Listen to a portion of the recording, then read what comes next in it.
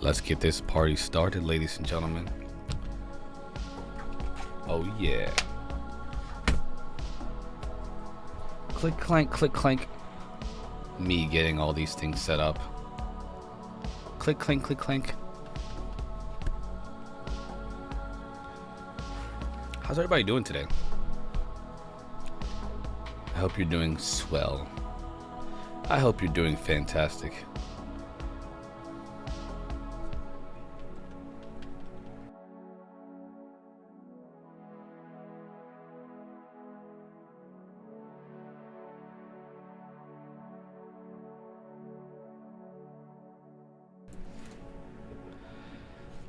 All right, we're gonna get started here. There's a lot of things to talk about. I don't even, I never feel like we can get through the time that we have together. I always feel like there's more stuff to talk about. A lot more stuff. Like, wait.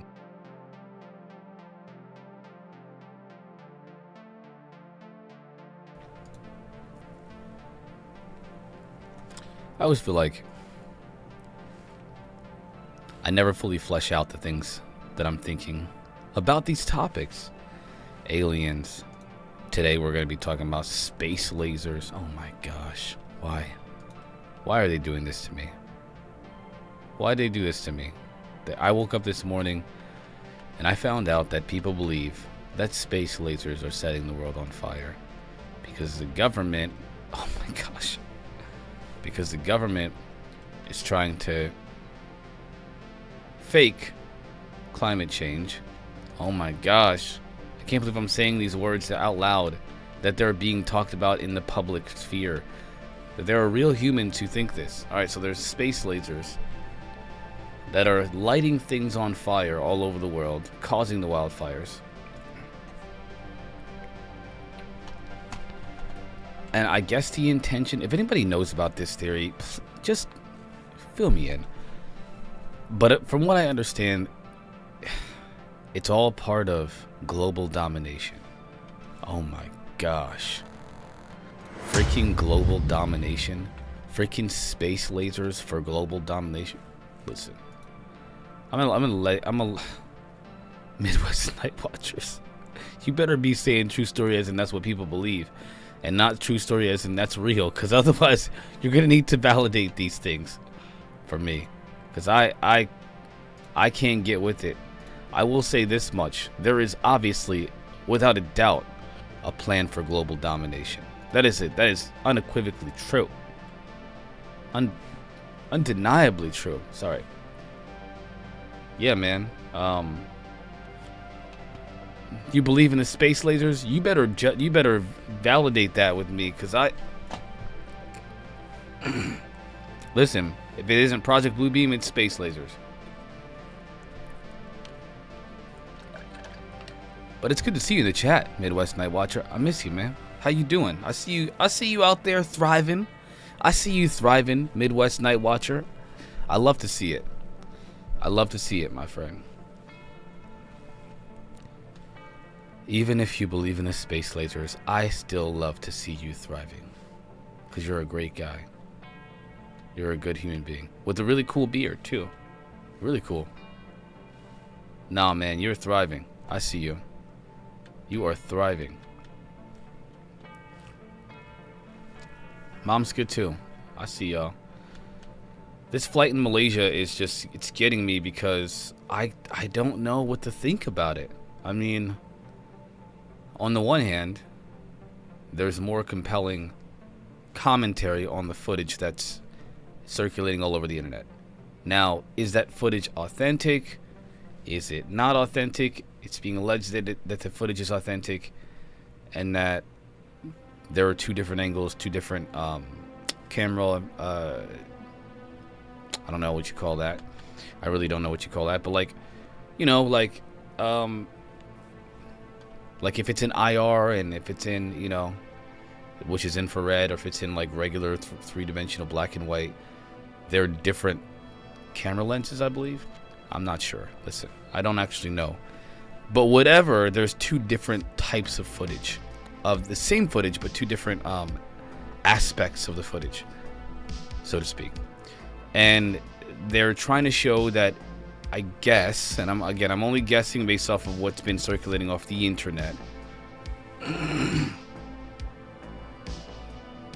that is trying to show that these 3 orbs took this plane. Now, I don't know. I mean, it's footage, right? This looks about as real as a $3 bill. Well, James Fox says it's BS. Yeah, 12 today, yeah. Platonic Zombie. That's why I'm waiting for people to come to roll through. Let me hit up the Discord. Let let everybody know. Yeah, yesterday, the only reason I did 2 o'clock is because we went on a day trip. The family went on a day trip. We only do that once a year.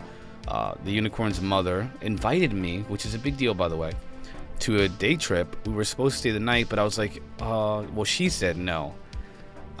She's like, no, we're not staying the night. I wanted to stay the night. Well, I changed my mind because I think I might have gotten abducted. On top of that, we saw a freaking black bear. That's when I knew it was time to leave.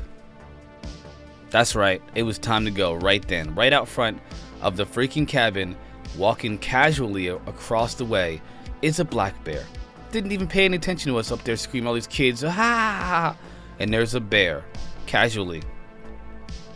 Now, luckily they made it out alive, but I wasn't going to stay and find out whether or not that bear was just strolling through, or whether it was lurking and really just kind of circling its prey. I don't know. I didn't want to find out. And so here I am. But yes, yesterday we were out so late, I could not. There's no way I could have been back here at 12, so I stayed at 2. Normally it's 12, but I think for the time being, I'm going to start letting everyone know anywhere from 12 to 2 p.m. because I realize that things in my life with all of these family matters can really affect the timing of the show. So to be fair to you all, anywhere from 12 to 2 is when the show will be. Is this a show? What is it? What do you call this? What do you call this? The stream. The stream.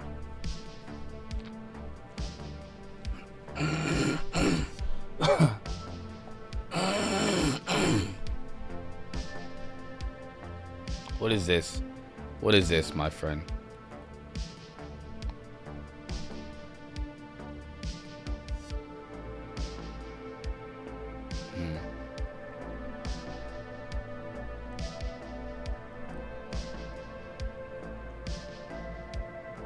I don't know.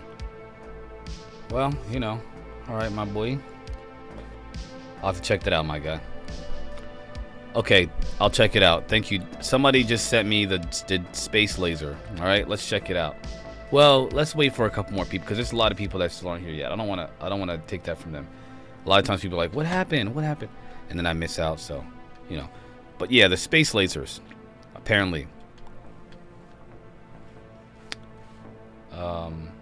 Yeah. Let's check out the space lasers, yo. Hold up.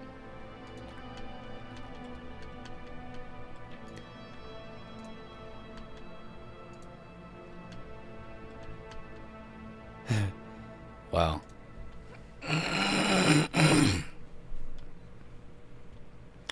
That's a different kind of space laser. Oh my gosh.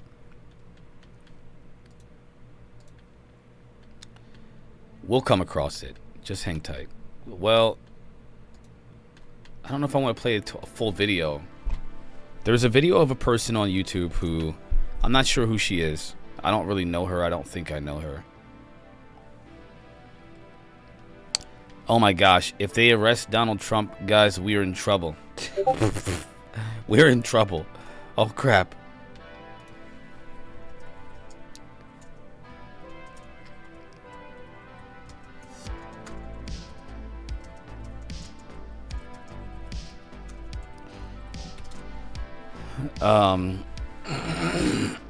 Maybe I should move it to 2. Maybe. Chat, I want to know what you guys and gals think. Everybody, I'm going to ask this a couple times. What do you think about doing the show at 2 o'clock instead of 12? I just want to know what you think. What's up, the Armenian? So, for Trump to be arrested? Oh my gosh. Armenian, you want Trump to be arrested. Thanks, Michael Kennedy. I appreciate you, my brother. Showing some love on the Facebook, the Book of the Faced. What's up, man? You going to join us today for the roundtable? Is the Armenian going to be with us for the roundtable today? Yeah, so I will state this again. Typically, the show is 12 o'clock Monday through Friday, but there have been a lot of events that have changed that because of family situations. The summer's almost over. There's a big event for my life coming up, and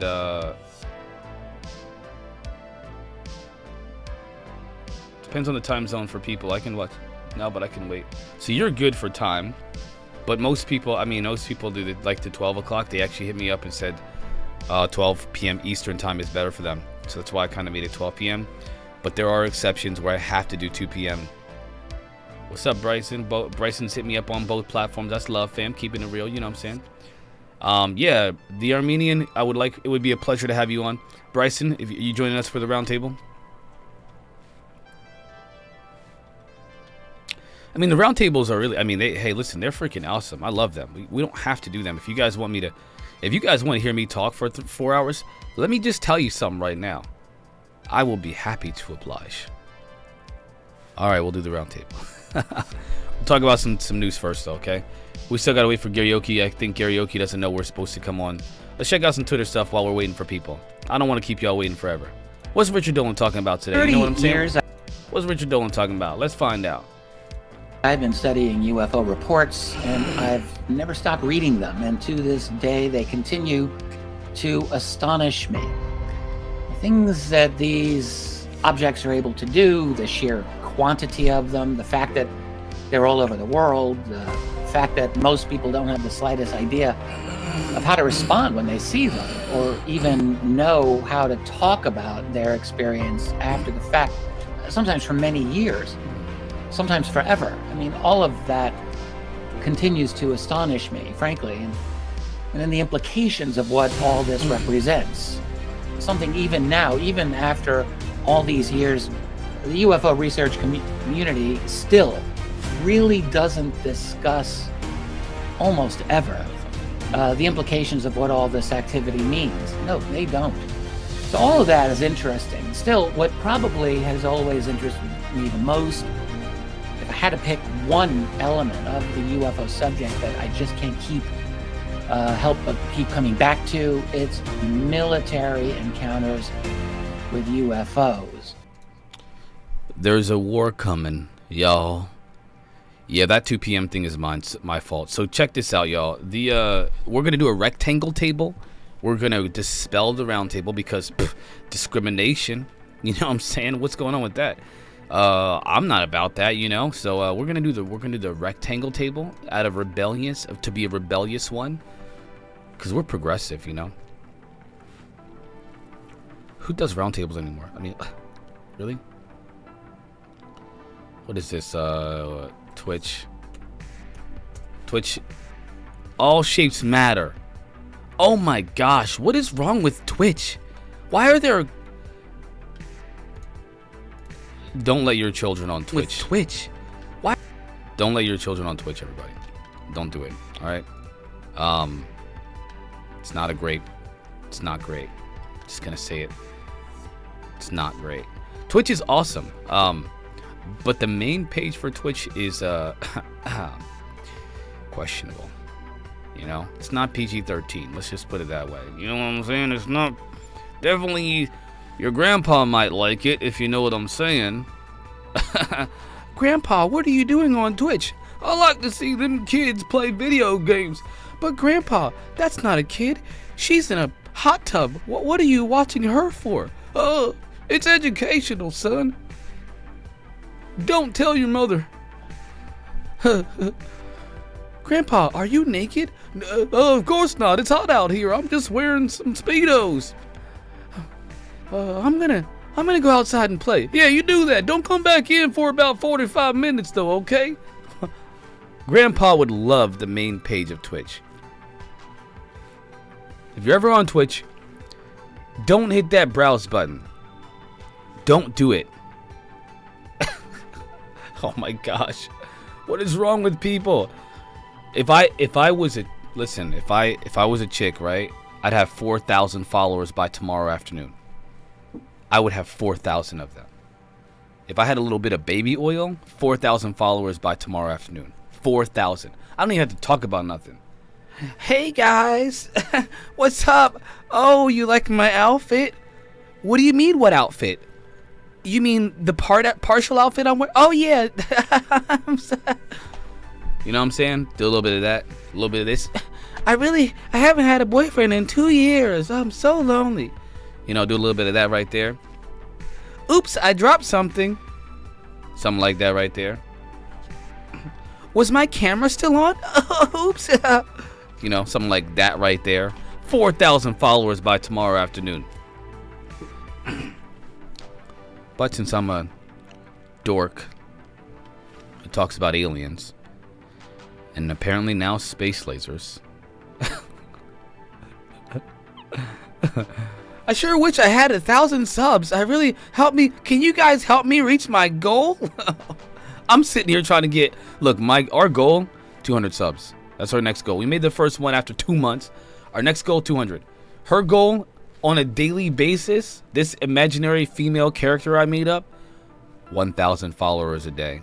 I really would like to have some more followers. Oh, got a bunch of simps out there. Let me get my credit card. I think she needs some subs. Couple of geeks. Hold on a second. Let me sell my Yu-Gi-Oh cards.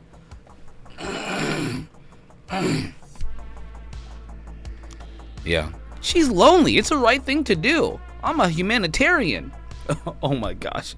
Guys, I'm doing a charity, but... My gosh. How? Alright, so the schedule is fixed on Twitch. Let's hope we get to our goal at 200 people by the end of the month. And let's continue talking about Twitter until we get some people up on the chat. You know what I'm saying? Man, I could be so rich if I would. I definitely don't want to be a chick, though. I'm gonna be real with you. Man, they go through a lot of things. I'd prefer. I don't even want to talk about that. I enjoy being a dude. Let's put it that way. My boy, Matt Ford. Oh, let's leave him out of the conversation. Not Matt, but Sean Kirkpatrick. There's no point. All right, so I got something. So Bryson hit me up in the Discord. Let's check out some Discord stuff. Check it out, y'all. All right, Bryson, I'm checking it out right now. Can you tell us more about the non-human entities you'd spoken of in today's hearing? Unfortunately, I can't. So this is a recreation of Kirby. I believe the White House. I don't know what the heck his title is, but he's a spokesperson for the White House, whatever. And Kirby was asked again about the UAP situation and how the government is taking it. They're recreating it as a kind of like a joke. I'm guessing this is like a parody of it. So let's check out the parody. You're hearing word for word what's been said, though. This is exactly what was said at the press conference. Can't speak to that in this public hearing, but I'd be more than willing to talk about it in a private skiff of some kind. All right, well, let's set that up. Before we end this hearing, can you tell me about the bottles in front of you? Well. Okay, I lied. That is not. This is it. They tricked me. This is not part of that press conference. We will watch the press conference and you'll see why I got tricked by this. The sunscreen is because I burn easily, and the bug spray is, well, for the bugs. And garlic is for, well, if aliens exist, why not vampires? Okay, Wow. well, I look forward to hearing about the information and proof that you have. I believe we should also include a member of the general public to be present during this meeting. I think that'd be highly productive.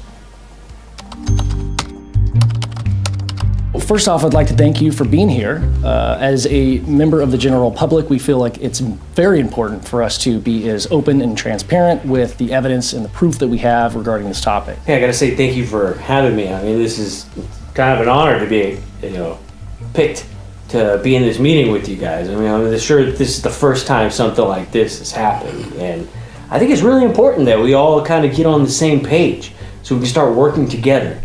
And for the first time in history, I would really love it if you guys would just shoot straight with us. Tell us the truth. Give us what you got. Okay, to start this thing off, I'm going to share a series of photos with you, and you just tell me what you think of that. I mean, they're interesting, but it's not anything that couldn't just be done in a studio. Who hasn't seen photos of aliens? Am I right? Sorry, just not compelling enough. All right, so, well, we do have video evidence if you'd like to watch that and let me know what you think.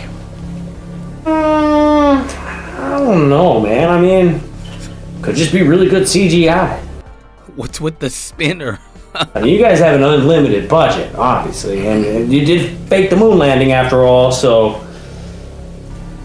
I mean, it looks cool, but I just don't know if I believe it still. Sorry. Well, we do have official government documents, very high level. You're the only general public eyes to see this, so love to get your take on that. Official documents? Like things I can just go on the internet and read? I mean, come on, anybody could have typed these up. You could just be pulling a fast one over on me. And it seems aliens are doing exist. And could have just typed this up. Look at all the black marks on this thing. I mean, how am I supposed to really read into it when half of it's all black? John Greenwald. Blacked out. See, I mean, we're here to discuss all this information. You're still censoring everything. I mean, what is that all about? Honestly, I don't know what else you want. This is all that we have. This is the best proof we have. I knew this was gonna happen. What's with the Pampers diaper and the unicorn? Yo, why is it getting more and more absurd? I want more. I need more. More proof. More. That's what I need. I just need more. I need more. I need more. I feel like you're being kind of childish about this. You're a child.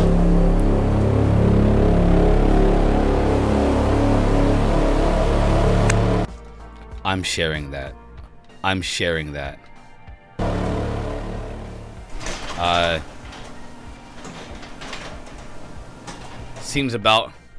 Seems like the appropriate. Oh no, I can't say that. People are gonna be so upset. Oh my gosh. You know what? I just realized. I want to tell you guys, for the first time ever, I've been afraid.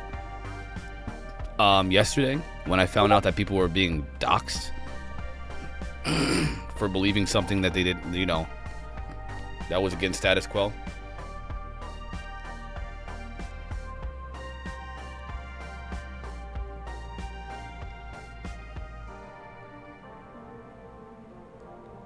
Wait. You got a Steam Deck, Whiplash? Yo, hold on. Oh, Stream Deck. Man, don't get me excited like that.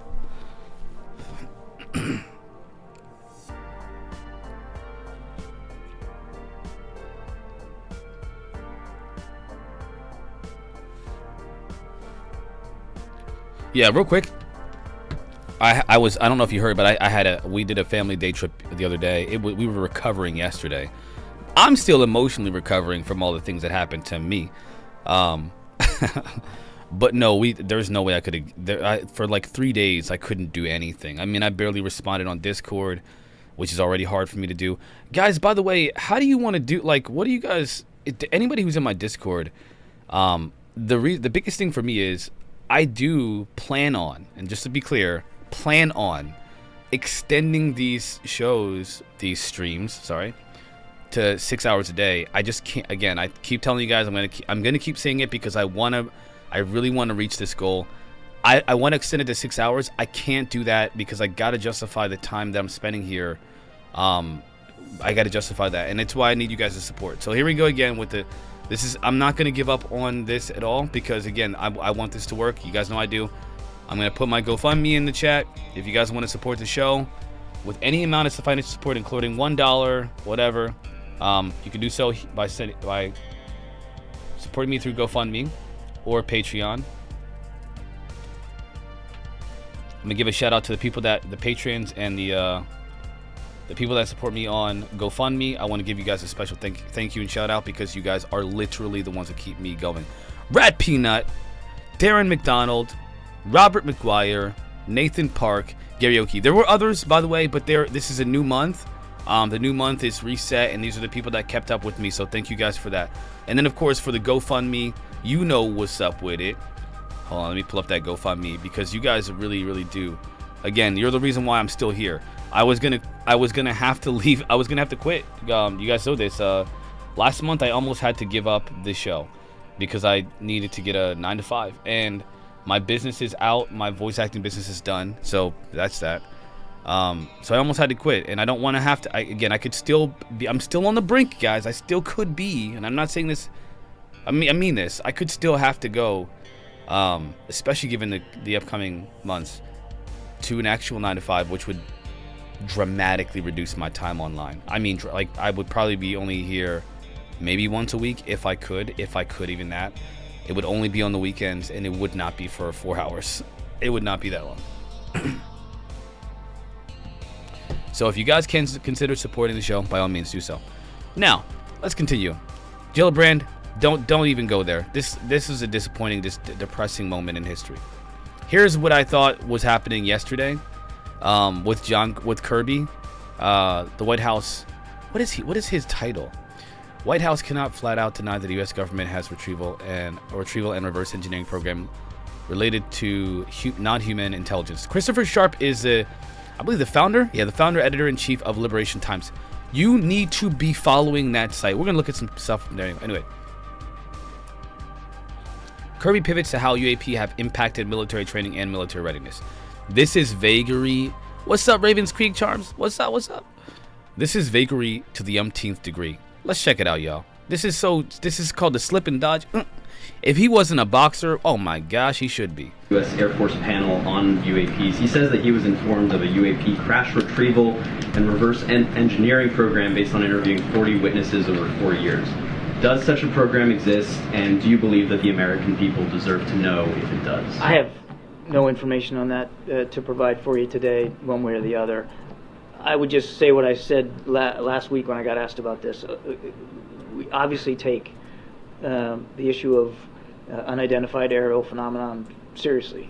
There's a whole office at the Pentagon that is stood up to analyze the data, collect reports, collate those reports, and forward them up appropriately. And that's, I think, testament to the fact that we know that in some cases these phenomena have impacted military training, have then impacted military readiness.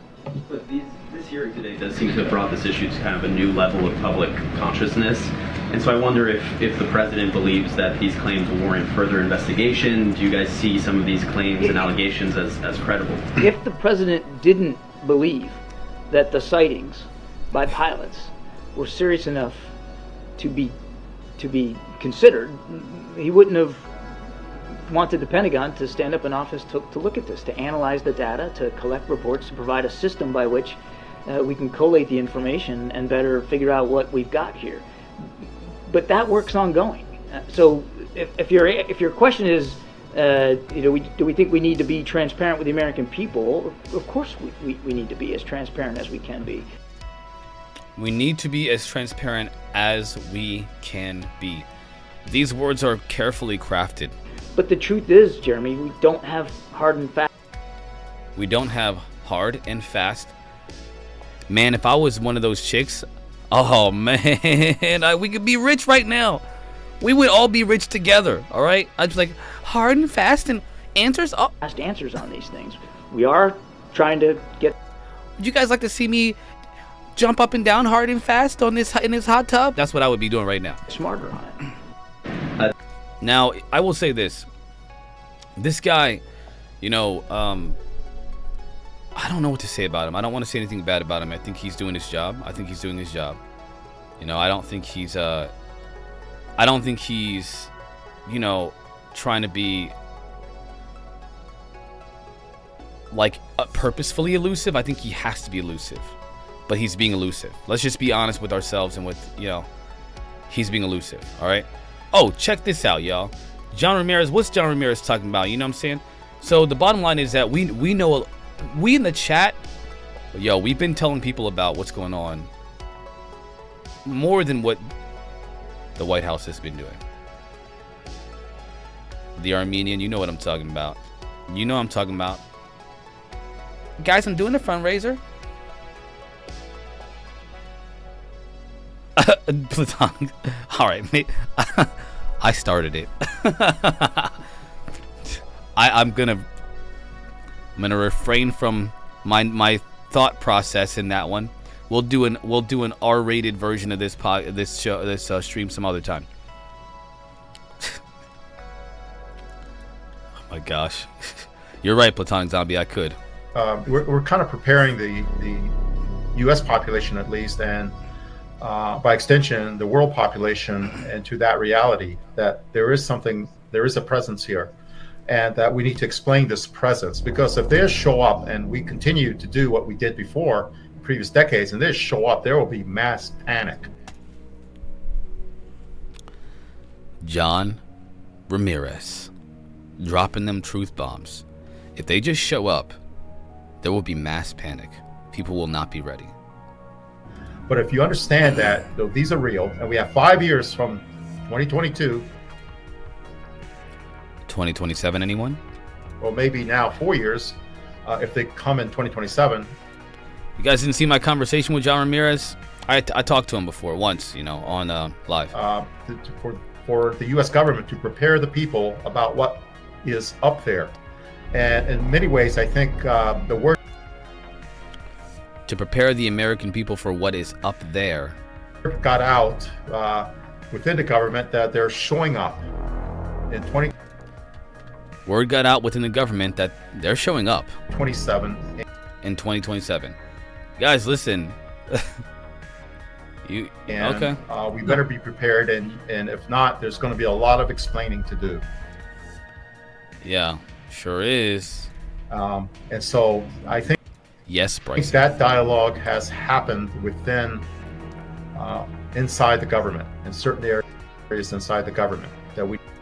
Man, he is brave. Prepare, and that's why in 2017, that set a clock of 10 years, and why Lou Elizondo earlier in this year said, just find a hobby for 5 years, and it'll all be out in 5 years. And he said that this year, so that was 2027. Huh. And I would say I've heard 2027 in a kind of an official capacity that I can't reveal. So I think I would say that people in the government are aware of something happening, and that there's limited time, a few more years to prepare the people, and that's what's ramping up this acceleration from the previous 7 decades of not even acknowledging it to now we are acknowledging it at a faster and faster pace. If you're not paying attention to this, you're not paying attention to anything. Bottom line. Yeah, I talked to John Ramirez. Had a live interview with him on Spaced Out Radio. It was fun.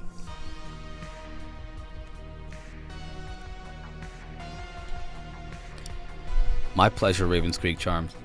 Listen, y'all. This is... I'm telling you, I'm trying to... What's up, Red Peanut? Peanut's in the chat, y'all. We got Ravens Creek Charm. We got Peanut. We got Platonic Zombie, Midwest Night Watcher, all over the place. Bryson dropping all them truth bombs in the chat. The Armenian over here. You know what I'm saying? Y'all giving me advice on how to improve my stream count. Hot tubs. I do think the Greys are androids. I think that they are the hive mind. We talked about that. I mean, if you look at the data on that, it does seem like they are drones. Worker bees, if you will. Right? What is this? Let me see.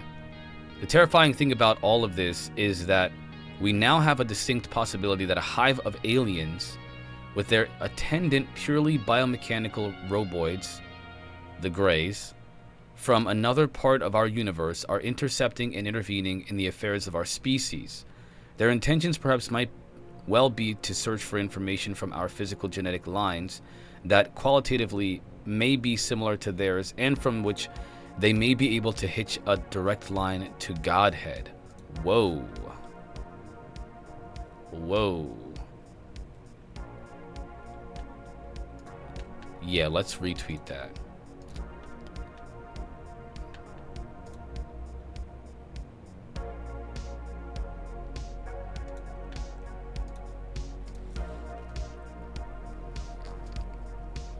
I did get my boy Whiplash Gaming 23. I'm gonna be gaming soon too. I'm gonna play something that I can casually play, but once we get to the round table, we'll get there. I think this is correct. I agree with this this hypothesis, I guess, or this analysis of the grace. I mean, I should say hypothesis because an analysis is done based off of the data. I'm not a scientist. I'm just guessing. Probably destiny, because it's easy to play. It doesn't require literally no thinking. The terrifying thing about all of this is that we now have a distinct possibility that a hive of aliens with their attendant, purely biomechanical roboids, the Greys. So that means that there's something else. Okay? Listen to this. The Greys are the biomechanical roboids. Okay? The Greys are. But the aliens are something else. This is how you do this. Space lasers. This is how you do this, alright? Listen to this. We do need a cryptid emoji. Listen to this, y'all. Okay? Hive mind of aliens with their. Okay? This is how you break down these kinds of sentences, I guess. Hive mind of aliens with their attendant, purely biomechanical roboids, the Greys. Who are the aliens? Who are they? What do they look like? What are they? What are the aliens? That's the question. And their intention? Hitch a direct line to Godhead. Do you guys remember when I told you yesterday about what I believe, right? Y'all remember this? I'm saving this for later, the Armenian. Remember this? Why do I believe this? What do I base my theory off of? The Song of the Greys.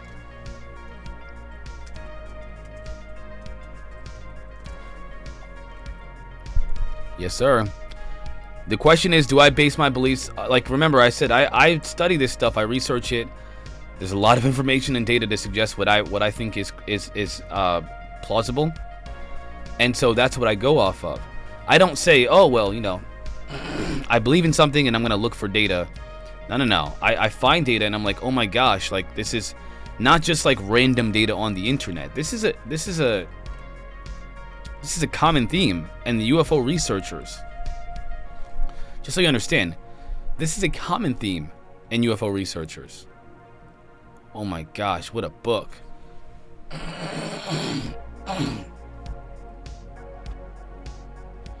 That is a very expensive book.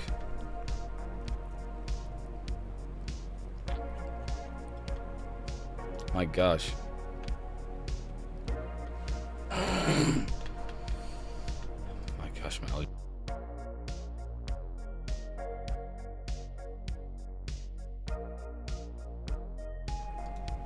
Fill me in, Blackie.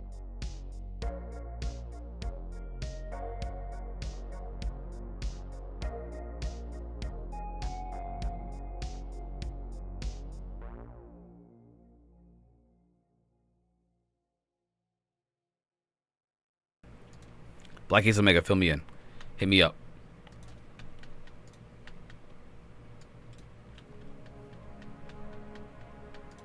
All I know about this book. Of all the humanoid alien types that feature in reports of sightings, and let's just hold on.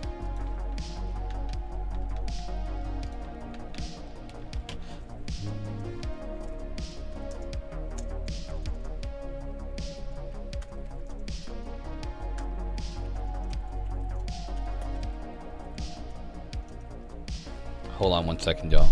Karaoke, what's up? My ontological cousins. My ontologically shocked brothers and sisters and demigods and non-binaries.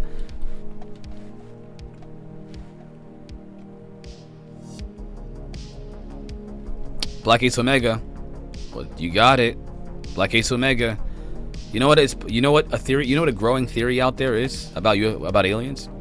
That there is an alien race of beings. There are several of them, right? One of them is working for the creator of the universe, an entity, a consciousness, or a god, right? The creator of all these things. The source. Some people call it source.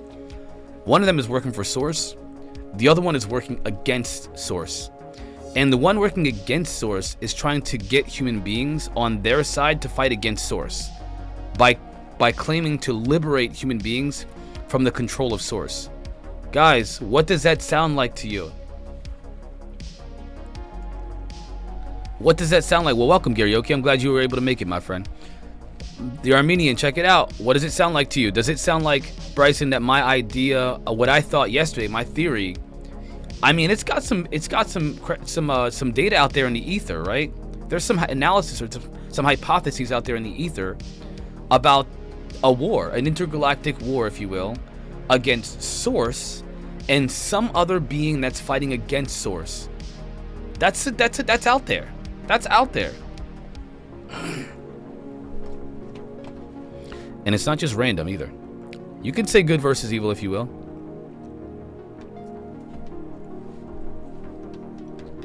Hold on. Nigel Kerner.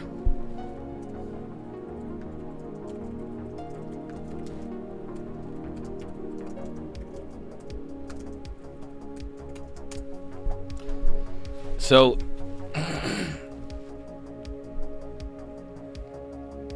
yeah, I think we are just pawns between two players that aren't necessarily enemies. Well, remember yesterday what I said, Armenian, is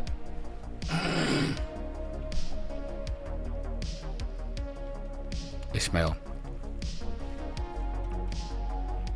Check it out. So I wanted to find out who Nigel Turner is. So Nigel Turner is apparently a British author. He's also a journalist who he's written a couple of books on UFOs and extraterrestrial life. And of course, Song of the Greys explores the idea that aliens, gray aliens specifically, they don't have a soul.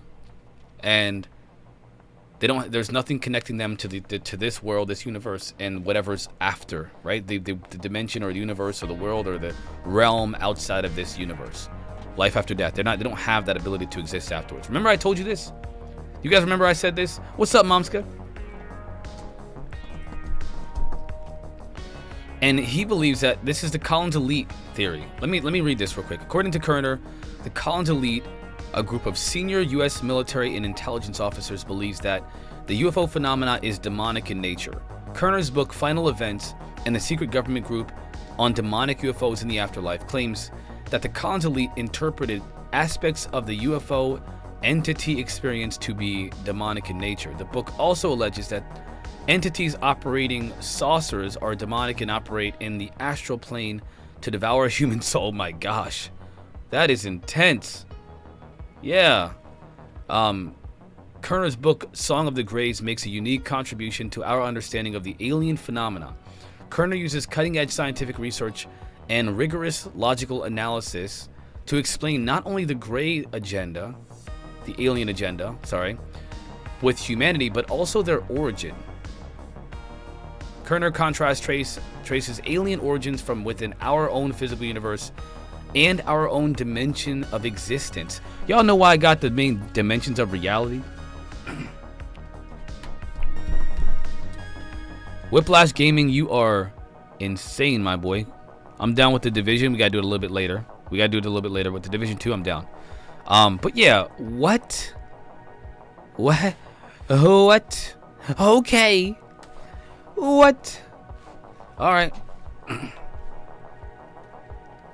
Kerner identifies the common ground shared not only by the Central by the central thesis of all the major religions, all of them, religious teachers, but also with developments at the cutting edge of cosmology and quantum physics.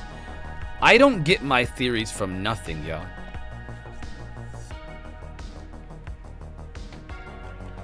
Nigel Kerner identifies the alien agenda as entirely detrimental to the interest of humanity. I am of this persuasion. This is literally what I'm with here. I'm of this persuasion. This is what I think.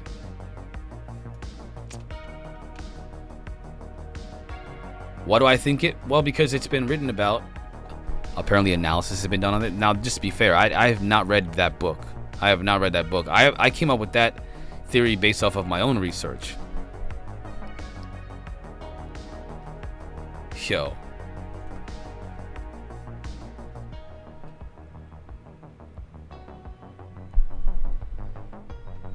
Yeah, on the surface level. I am not as Ishmael Perez fan. A lot of his information is surface level stuff, like all ETs are good. Yeah.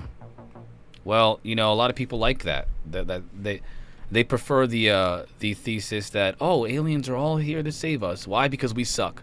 No, we suck, and some of them suck too. That's just wake up, people.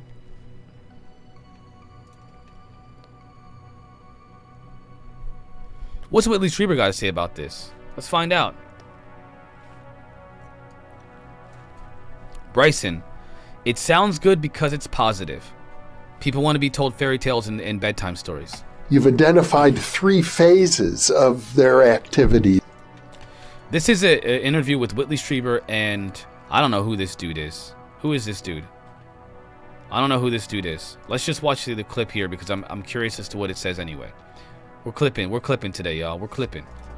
You've identified 3 phases of their activities going back to the 1940s. Can we go over that? Sure. The first phase is they appear. Then they create a provocation that has probably any number of motives, among them to test our weapons and find out what we have and don't have. I'm so mad at anybody who doesn't believe me. Oh my gosh, guys. I'm not the only one who listen, I came up with the guys, I researched this stuff. Whitley Strieber, y'all. Whitley Strieber, let's real quick. Probably any number of motives, among them to test our weapons and find out what we have and don't have. Also to ensure that the military will keep their presence secret, and probably a reconnaissance of mankind, because even though they've probably been here or been aware of us for years, and it seems as if they have, but I don't think it's been as intimate unawareness as it has become since 1947, and that they were basically feeling their way forward. And then comes the second phase, once they have established ways of coming and going without our military being able to do anything about it, even though they may very well have known it. All of what he's saying is empirically true, according to the whistleblowers and the military statements about engagement with the phenomena. They begin to analyze the species. And that is what the abductions were about, where they were taking semen and eggs, and from a large number of people. And we empirically true. We know about people in the English-speaking world, but very little about people in other parts of the world, and whether or not they were even involved, we don't really know for sure. Okay, so guys, gals, demigods, non-binaries, these things are true. These things are empirically true. Meaning that they, if anything can be empirically true about this is one of those things. So when I say empirically true, let me qualify that real quick, the Armenian. Do you believe that extraterrestrials exist? Well, there's no proof of that. But in the realm of data, it's empirically true that there is another life form that exists on this planet and it is interacting with humanity. That is empirically true. Now, in terms of like what we understand as fact, okay? Undeniable, evidence-based fact, I can't say that, right? I'm just speaking in the sphere of data. It's empirically true. I hope that makes sense. But they follow me. This is Dr. Doors Scientific Method 101. certainly were doing this. They did it to me. I had semen removed from my body. And sounds like a brotherly thing to do, doesn't it, platonic zombie? I'm just messing with you, bro. And many women had eggs and even fetuses removed. Now this, you sounds very brotherly, doesn't talk it? about a provocation. Nothing could be more provoking than this. And so that was the second phase. And the third phase now is going on now, which is that they are emerging. And they may not emerge only as figures that look like aliens. I think it's quite possible there will be people involved who are not people in the same sense that we are, and who are the outcome of that effort to harvest human sexual material. That they have created versions of us that have some kind of a stake in their lives as well.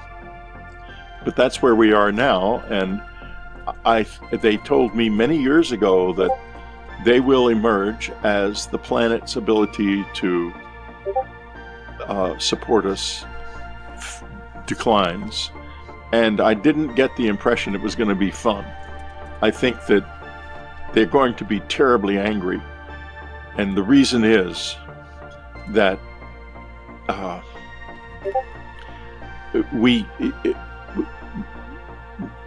when we are innocent, we are also accessible. And when we are not innocent and know of them, we're not accessible anymore. And in that same way. And they're going to lose something. In order to save us, they have to lose something of what they want here.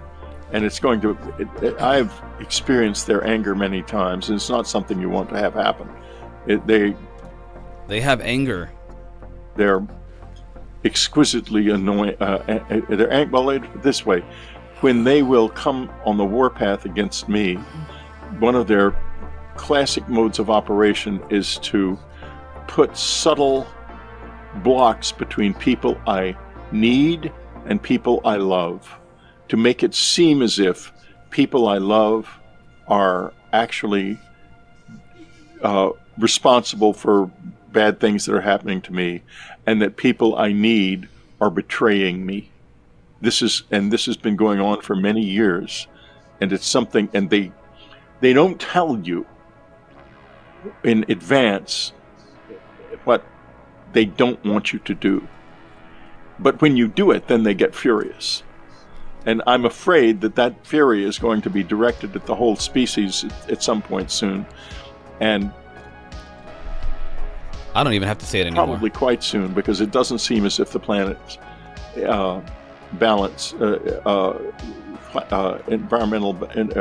environmental balance is going to remain stable for very much longer.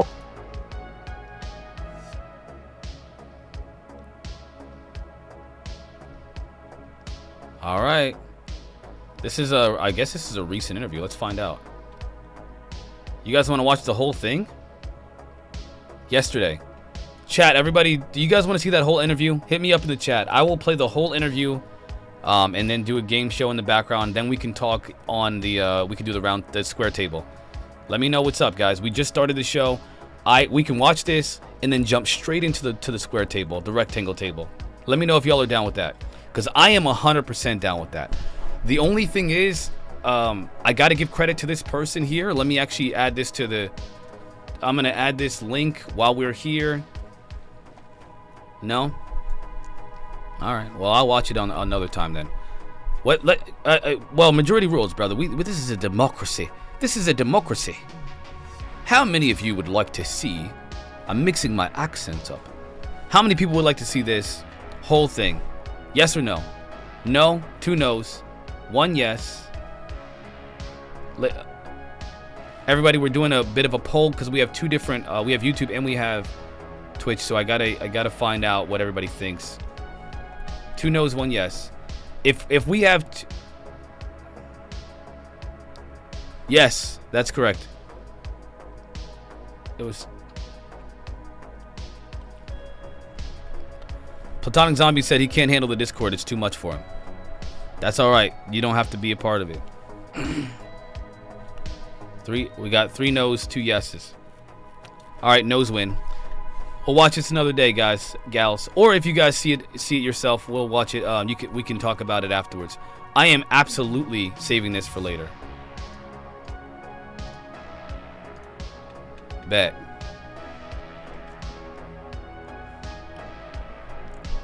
I gotta see this. Oh man, you guys have no idea. You're gonna be so mad about what Whitley Strieber has to say about this. You're gonna be so mad. The man's got to make a living. You understand? The man's got to make a living. I mean, you literally see me up here begging for pennies, literally begging you guys for pennies just to have this conversation. What do you think he's doing for a living? By the way, if you would like to show some support for me, donate to my GoFundMe. You see what I'm saying? What am I supposed to do? If I don't do that, this show is over. This show is over in a couple months. Like, you understand? So if I was Whitley Strieber and I was like, hey, by the way, we're talking about this, having a great time, you know, buy my book, which I'm not going to do that, but donate to my GoFundMe, am I just like him? If so, it's been a pleasure, guys. I'll see you on the other side, I guess, because this is the only way that I can keep doing this, right? So I feel like for me, when I think about the whole money-making thing that people talk about, I think about this. Check me out in the GoFundMe, everybody. If you have $1 to spare and you enjoy my conversation, consider donating to my GoFundMe. How is that any different than what Whitley Strieber is doing? How is that any different? I want to know how that's any different. Like, I genuinely need the help, or else, again, I literally just yesterday, just so you guys understand something, I just applied to another one of my business, contracting positions for a company that I worked for before I started this. It's what kind of kept me going with SOR, because I don't know, this is a gamble. Every month me being here is a gamble. Like last month it was a gamble.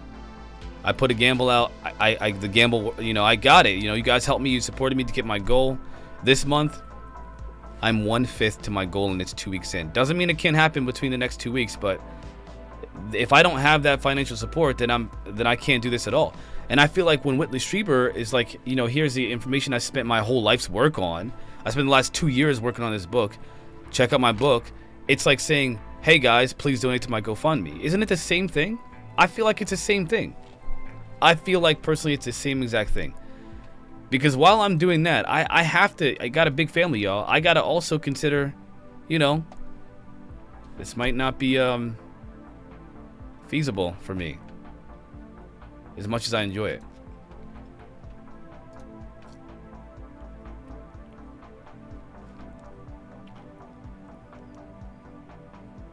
I see what you're saying, Bryson. I guess it is different if you think of it like that.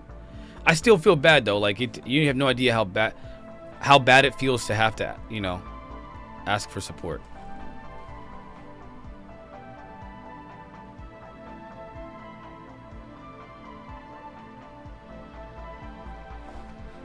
Platonic Zombie said he enjoys putting his head in the sand. I'm reading his comment right now, word for word.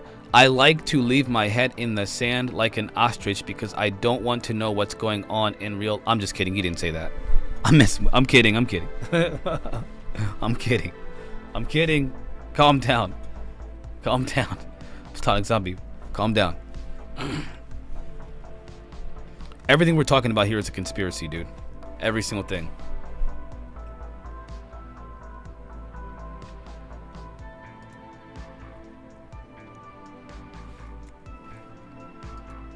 Hey everybody, I woke up this morning only to find that my episode released yesterday with Brandon Fugel, the owner of Skinwalker Ranch, has been censored on YouTube. and I believe it is because we talked about how he found faith in Jesus Christ. What? I've never watched this before, guys. I'm just... Also, last night they went through my entire channel and they also censored the episode with my wife where we talk about how I found faith in Jesus Christ. I don't know, man. This doesn't... I don't know. I have a hard time believing this. About a week ago, they censored my episode with Eli Crane, where we talk about the Bible and Jesus Christ. And 2 weeks ago, most of you know this, they actually just completely pulled down my episode with Jim Caviezel, where we talk about faith in, you guessed it, Jesus Christ. We don't know what was actually... I've not watched the whole episodes. I don't know if that's true. That's, you know, I don't know. This is a real thing. Are you picking up the trend? This is going to start happening to everybody. Yo, Platonic Zombie just said he'll philosophically smack me down. Feels a lot like persecution. I don't know, man. Because that's what it is. I don't know. Get ready. For what, man? Come on. I don't know.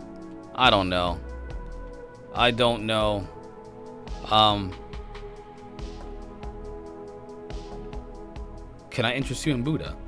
I don't know. Like, what you gonna do, guys? You know? Is that true? I don't know. How do I know that's true? How do I know that's true? Come on. He's just saying that, but I don't know if that's true. I really think we have no idea how scary and unnerving... Shoot. I really think we have no idea how scary and unnerving this is for those that have to deal with the reality of it daily. And try and keep us at soccer games, mall living, a blissfully ignorant life. This is worse than World War II, 9/11, COVID combined. He posted this yesterday.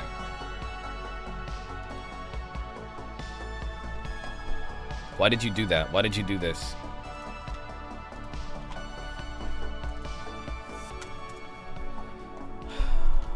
Why do I think that there's a problem here?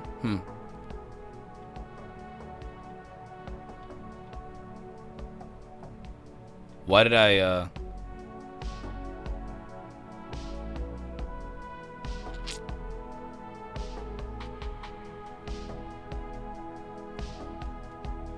Huh.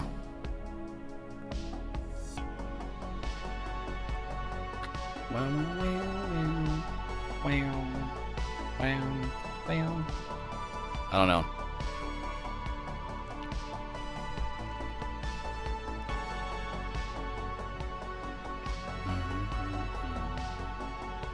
The Jedi. Karaoke wants to interest you all in the path of the Jedi.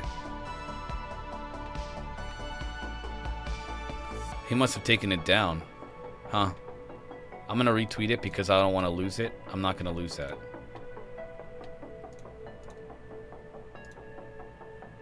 What is this on Threads, maybe? Is this on Threads? Let me check Threads. Yeah, I think it's on Threads. You're not allowed to share. We're gonna check this out, y'all. Tom DeLong. Tom DeLong. What you got, Tommy boy? What's up, my boy, Tom DeLong? Let me see if I can find that post.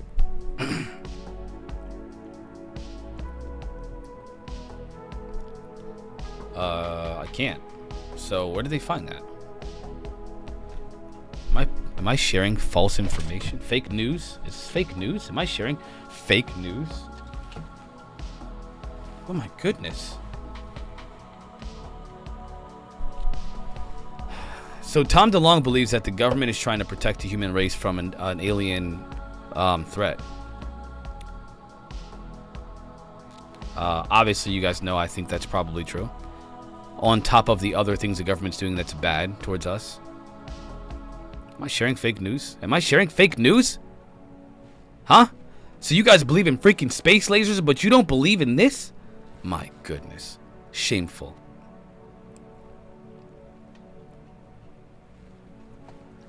I don't know what to say about you. My view of Godhead is that they aren't confined by a set of beliefs that make them all good or evil. They are both. I don't understand what you mean by that.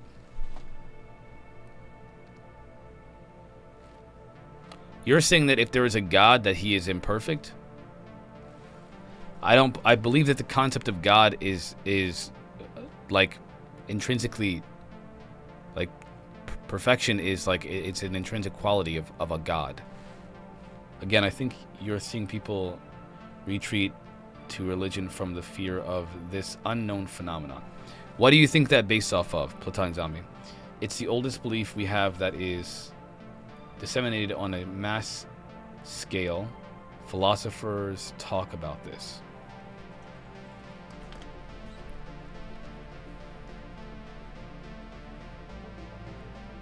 Karaoke, don't risk your life over a picture. Well, the idea of what we call holy, right? Holy is to be set apart from anything that could be bad.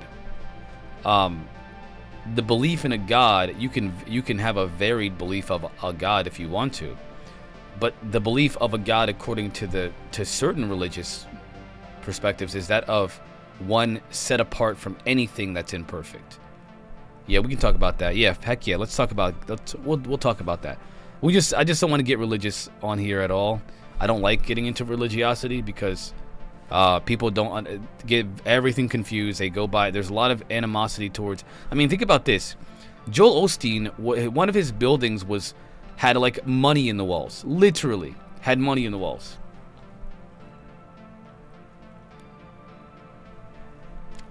Ravens Creek Charm. I think you're correct about that specifically. Yeah, 100%.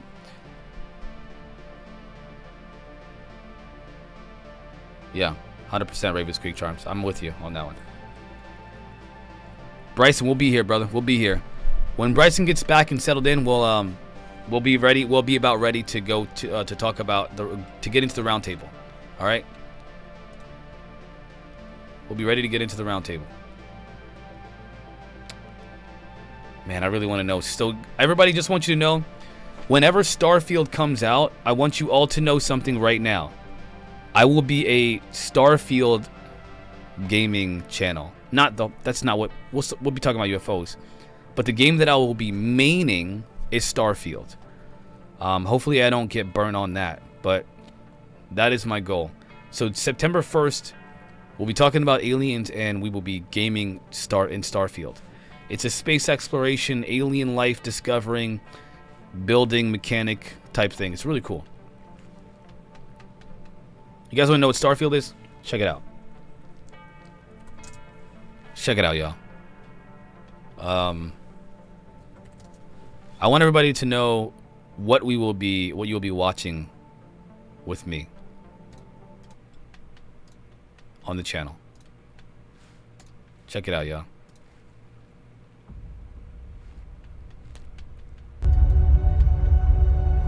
Humanity has always hunted for knowledge in the unknown.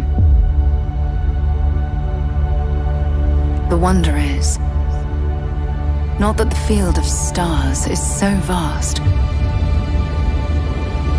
but that we have measured it.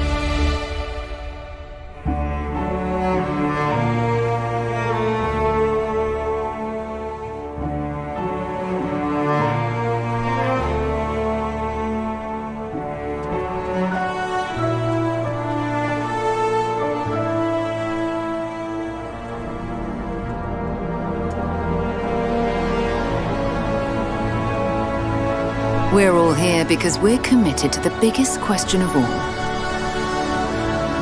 What's out there?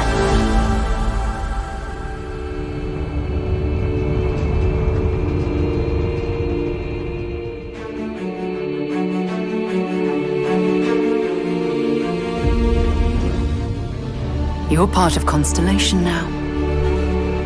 Part of our family.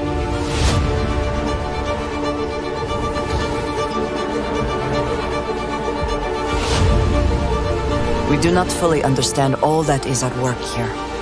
No finer group in the stars to be unraveling this mystery. I'll follow you from here on out, Captain. Grab jump is ready. I love this part.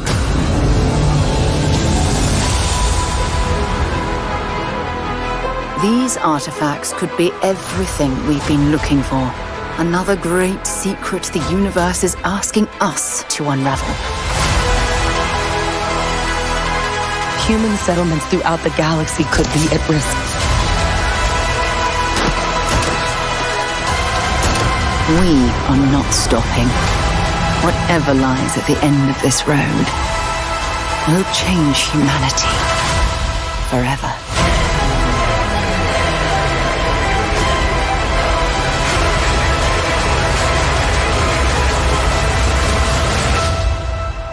This is where we belong.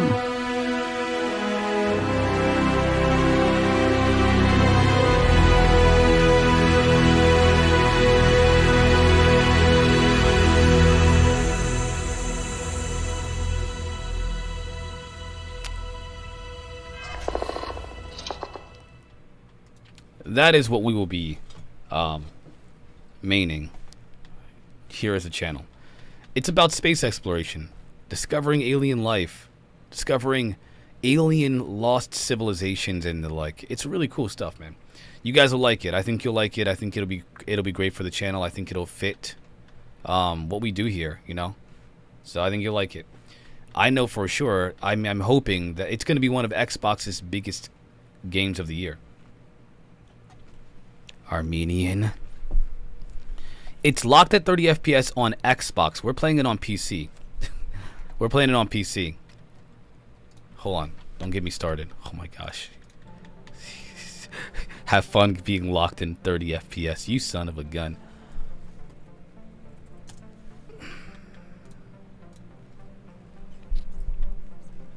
I'm sure that it won't be locked in 30 FPS in PC. Hold on.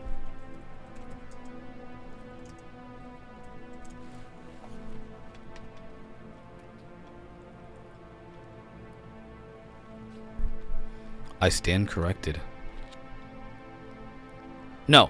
So Xbox Series X and S Starfield will be locked at 30 FPS with no option for a performance mode, which would sacrifice the game's resolution for a smoother frame rate.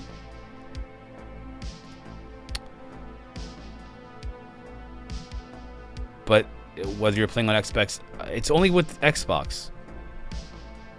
I don't see that being the case for PC.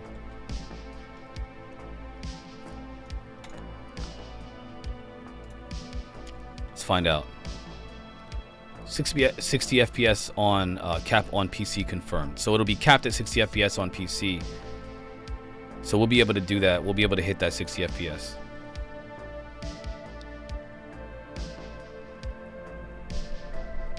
There's a star. So Garyoki, there is. I got it. There is a Star Wars game. I have a Star Wars game, by the way, if everybody, in case you don't know, I do have Star Wars. It's a really fun game. Yeah, I'm thinking that people will be able to break that 60 FPS on PC.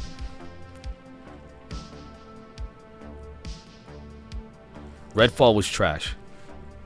I thought it was going to be trash before it came out anyway. But Starfield, I'm not sure.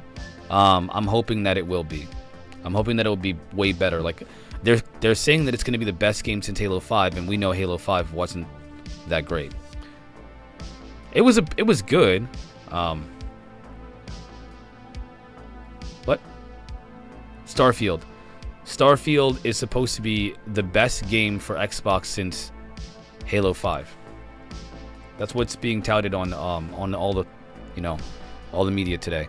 I think you guys are gonna like it though. I really think you're gonna like it. It's a space exploration shooter, resource management. It's got a lot of mechanics in it.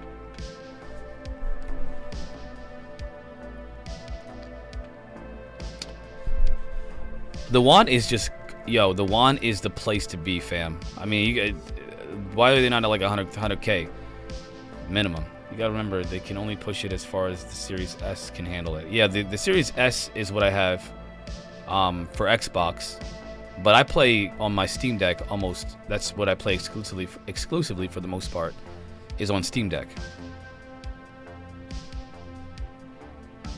Platonic Zombie, you could say that. Every game is just another copy of every other game. Right? Everything that you ever say is a copy of everything. But there is clearly a vast difference. No Man's Sky is an empty, like, shell of a game. Great, it's fun to play, but like it's so empty. It's so empty. It has a bunch of planets with a bunch of, you know, procedurally generated content. I think that's procedural generation for that Starfield game. But it's nowhere near the scale of Starfield. 1,000 planets, 100 of them are inhabited, and the rest have, you know, scattered throughout the universe. This universe, there are artifacts and things to find throughout the universe. Plus, there's going to be expansions on this for the next several years in support. I do not see this being anything as low bar, no offense, as No Man's Sky. I do not like. I think No Man's Sky is good for just like randomly just like floating around in space, but it sucks. It's not that great. It's not that great. If anything, it's a massively enhanced version of No Man's Sky. Massively. With dialogue and NPCs that have dialogue and actual mechanics that are full game mechanics. Not like a... They might as well just put it on the Nintendo Switch and left it there. Like, which is not bad, but like that's the level of gaming that No Man's Sky is. No Man's Sky is a clearly is a like a Nintendo Switch like level kind of gaming mechanic and in terms of scale. It's not that great. It's not that great. And Nintendo Switch is fantastic, by the way, just to be clear. I play that too. But let's just be real with ourselves. Yeah, let's be real. So the one posted from 14 researcher. What is that? 4chan? Is that 4chan? I don't know. Jerome Clark. The first law of para-ufology is that the UFO mystery is primarily subjective and its content primarily symbolic.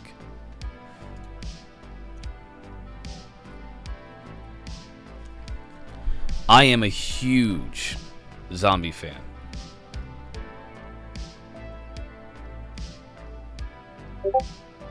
Wow. Whiplash Gaming, that is freaking awesome. No, Platonic Zombie, you're right to be skeptical. We don't know, man. This is one of those games that like I'm hoping that. I mean, let's divert for a little bit here, y'all. Let's do some entertainment. Let's just go with entertainment for now, okay? Entertainment. We're doing an entertainment hour real quick. Let's just check out Starfield. Let's check out the gameplay trailer. Why did I? Oh my gosh, really?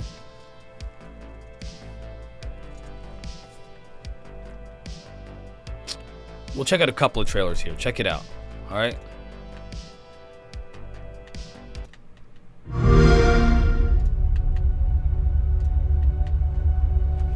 Humanity has always hunted for knowledge in the unknown. This is the same thing we just saw.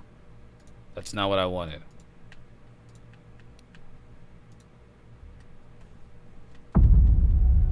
Is it all the same? Yeah. Nah, I know there's a gameplay trailer. I've seen it. I've seen this. Whoa. Check it out. Why not?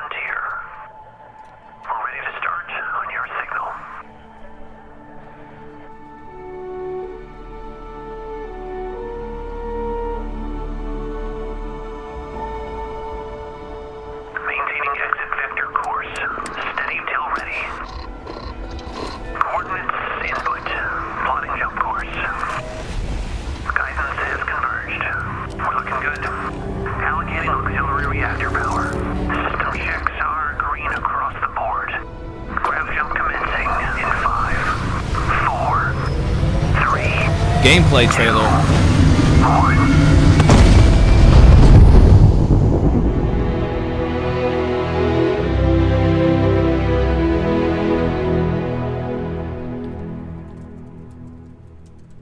It's hard to express how excited all of us at Bethesda are to be here with you today. We're so grateful you're spending the time, and we know you've waited a long time to finally see Starfield. It's easily our most ambitious game ever. Like our previous games, it's an epic role-playing game where you get to be who you want and go where you want. But this time, you'll be exploring space. So let's jump right in. This is early in the game as you arrive on the mysterious moon of Crete.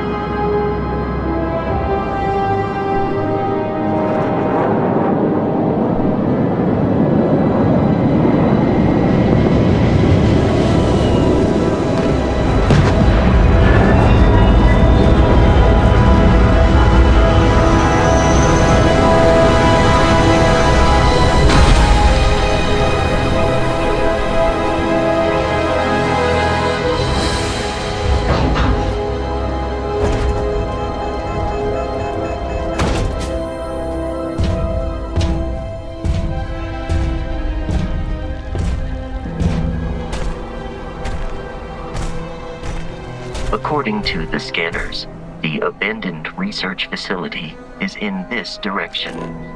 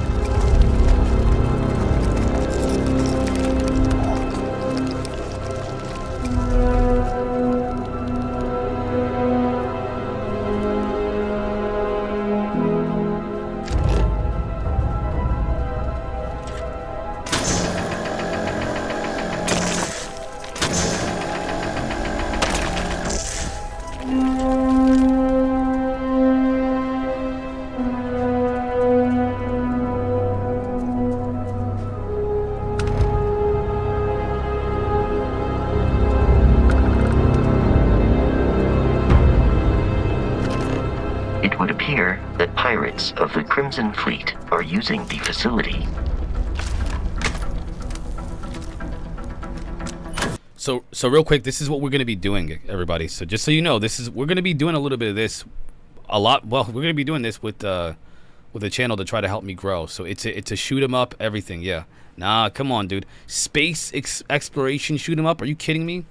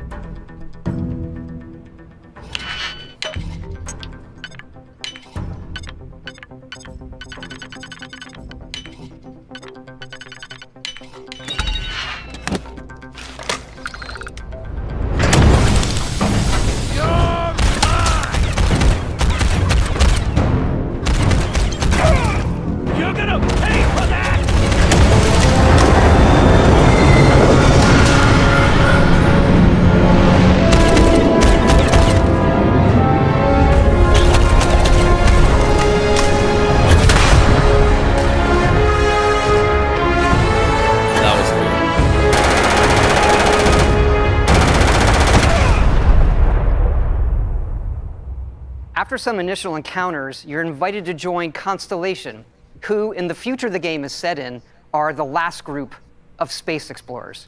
To meet them, you'll head to the capital city of New Atlantis.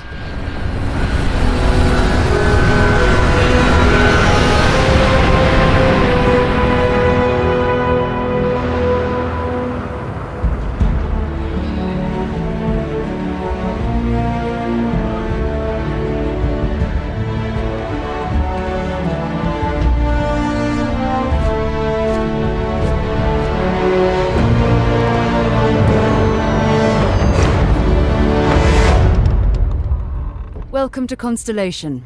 We have a lot to talk about. We're all here because we're committed to the biggest question of all. What's out there? These artifacts could be everything we've been looking for. As to what they are, what they're building, you'll be part of solving that puzzle now.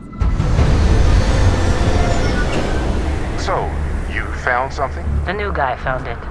You dug up the artifact, right? That means you saw it. The visions? The artifact you found appears to be one of many, scattered across the galaxy. If we can find more, we can unlock their secrets. Beautiful, isn't it? The man who sold me this told me that it spoke to him. Of course, the settled systems is full of groups with other priorities. That's the Crimson Fleet! Everybody get ready! The fleet doesn't follow the rules. Agree to work for UCC, Steph. And together, we take down these cutthroat pirates. We're not just here to shoot the bad guys. We're peacekeepers. We protect the people of the Free Star Collective. When you sign up with the Crimson Fleet, no one quits. The only way out is death. So these are the different factions in the game. You can choose to join a faction and then do missions for those different factions. The path ahead may be dangerous, but we are not stopping. Most Dusties don't even make it this far. Because whatever lies at the end of this road will change humanity forever.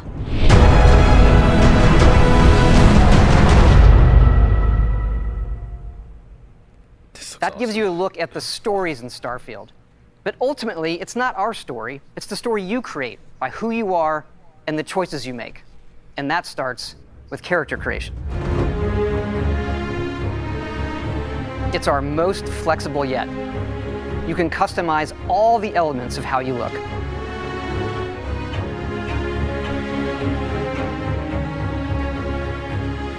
You'll pick a background that gives you 3 starting skills. Says here you spent some time as a diplomat. Having a way with words might prove useful. There are optional traits, and these come with unique advantages and disadvantages. But it's not just in how you can look, but in how your character plays and develops. The skill system combines the best from our previous games, and you can unlock new skills as you level up, and then you rank those skills up by using them and completing challenges. And there's deep crafting systems, from running research projects with resources you find, to crafting weapon mods needed to survive.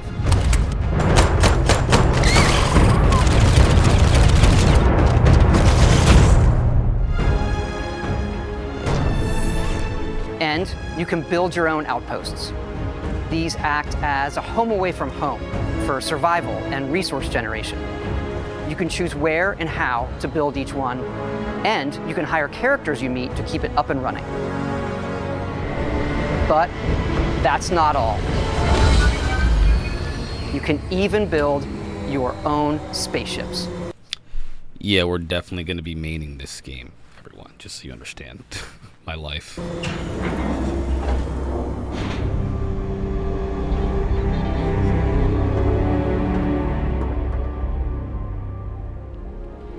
You can choose crew members,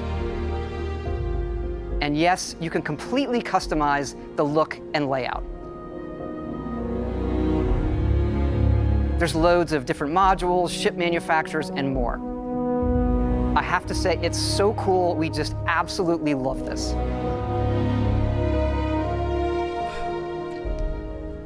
It's not just how the ship looks, it's how it performs, from engines to shields to weapon systems, because yes, you can fly it. Thrusters boosted.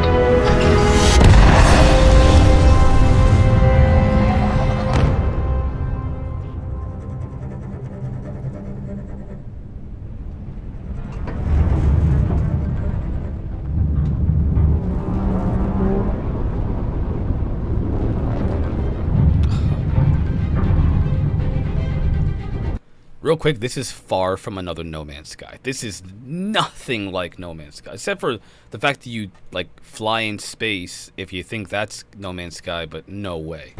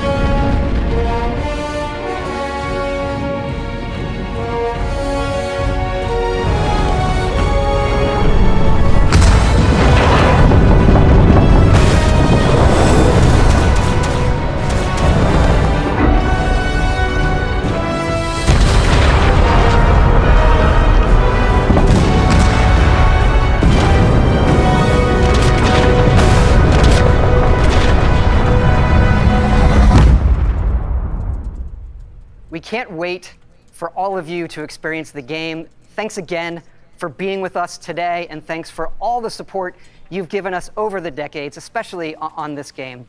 It's been an incredible journey for us making it, but we know that's really only the beginning, for it's when all of you play it that the real journey begins. And you may be wondering, just how big is this game? So we thought we'd take one last moment and show you. Let's take a look at one of our planets, Jemison.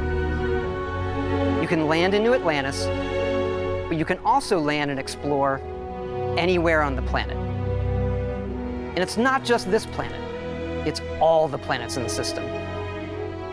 From barren but resource-heavy ice balls to Goldilocks planets with life.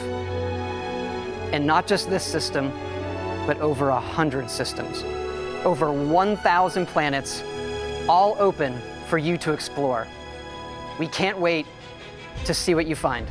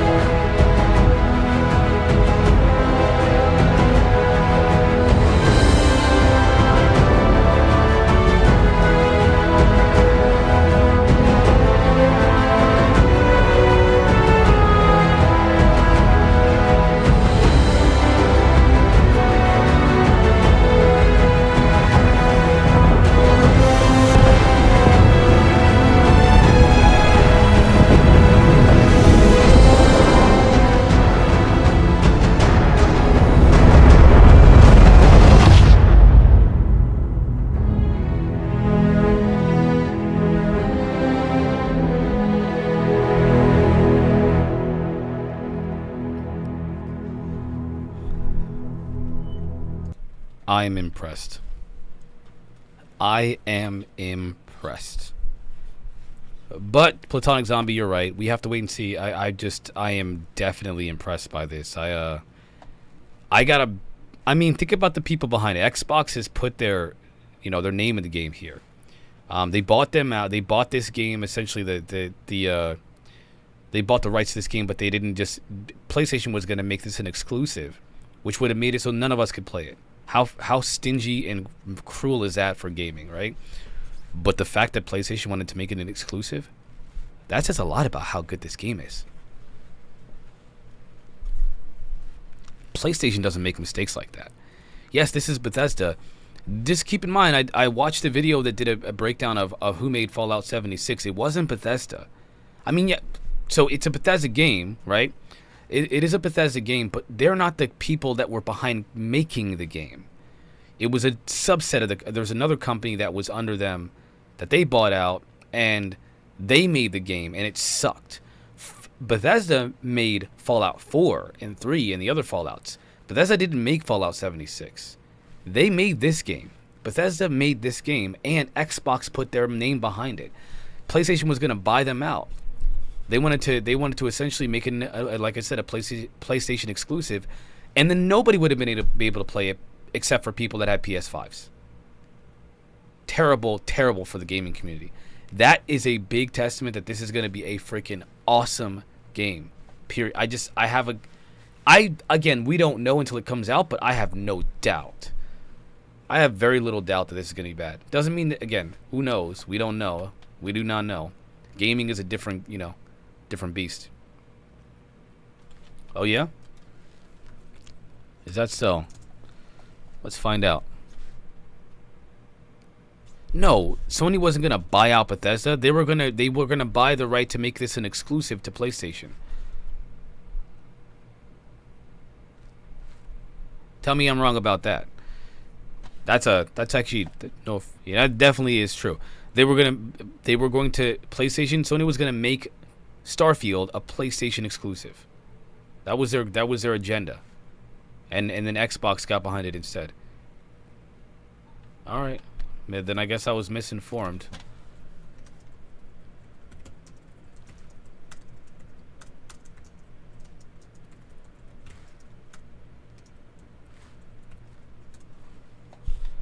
Some declassified documents, however, revealed that Starfield was going to be a PlayStation exclusive before the transfer. The game was nearly supposed to be a PS5 exclusive until Microsoft bought ZeniMax Media, the parent company of Bethesda Studios, which is in charge of creating the game. This is by Fandom Wire. What's up, Night Fury? Welcome to the chat. Day's been fantastic. Yeah, so now Salty fans are signing a petition to make the game a PlayStation exclusive amidst ongoing legal trials and battles.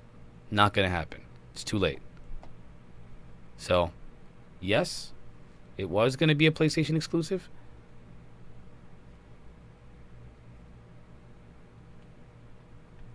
As per the declassified documents, before Microsoft bought ZeniMax Media, the parent company of the Bethesda Studios, Starfield was nearly a PlayStation exclusive game. It was later that Microsoft swooped in and bought ZeniMax Media alongside several other studios to hurt the PlayStation fan base and make more games Xbox exclusives. Well, they didn't just make it an Xbox exclusive, they made it PC and Xbox available. PlayStation would have kept this game so that nobody could have played it. Who has a PS5? How many people have a PC, Xbox Series S, X, or Xbox? Like, there are more people that have Xboxes than have, and PCs, many more people than have a PlayStation 5, which costs $500. No, that would have been terrible for gaming. It would have been terrible for gaming. Great job, Xbox. I'm behind it.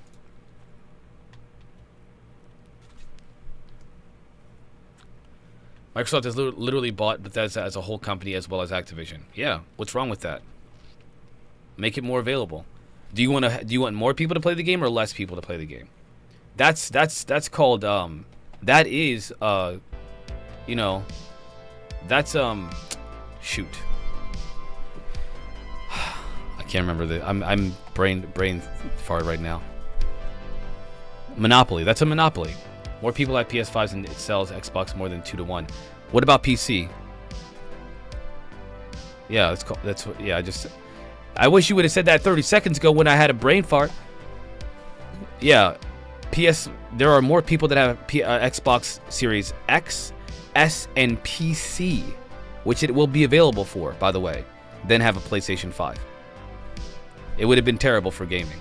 By the way, I have PlayStation, Xbox, and PC. And I would much rather have a game available for Xbox and PC than I would for PlayStation. Why? Because PlayStation monopolizes everything. Sony wouldn't have made this available for. It is more easy. It is more easily accessible for people to buy Xbox games than PlayStation games.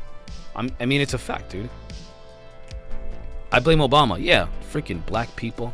Oh, wait a minute. Sorry, my Donald Trump kicked in. I'm sorry.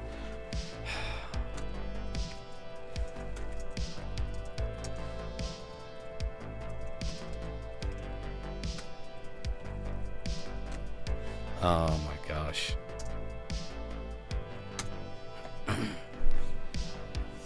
PlayStation 5 is currently ahead by 14.59 million units. The PlayStation 5 has sold 35.94 million units in the 29 months, while Xbox Series XX has sold 21 million units.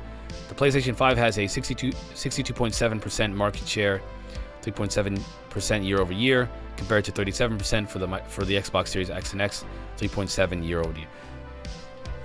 Okay. How many PlayStation 5 games are available on PC at launch?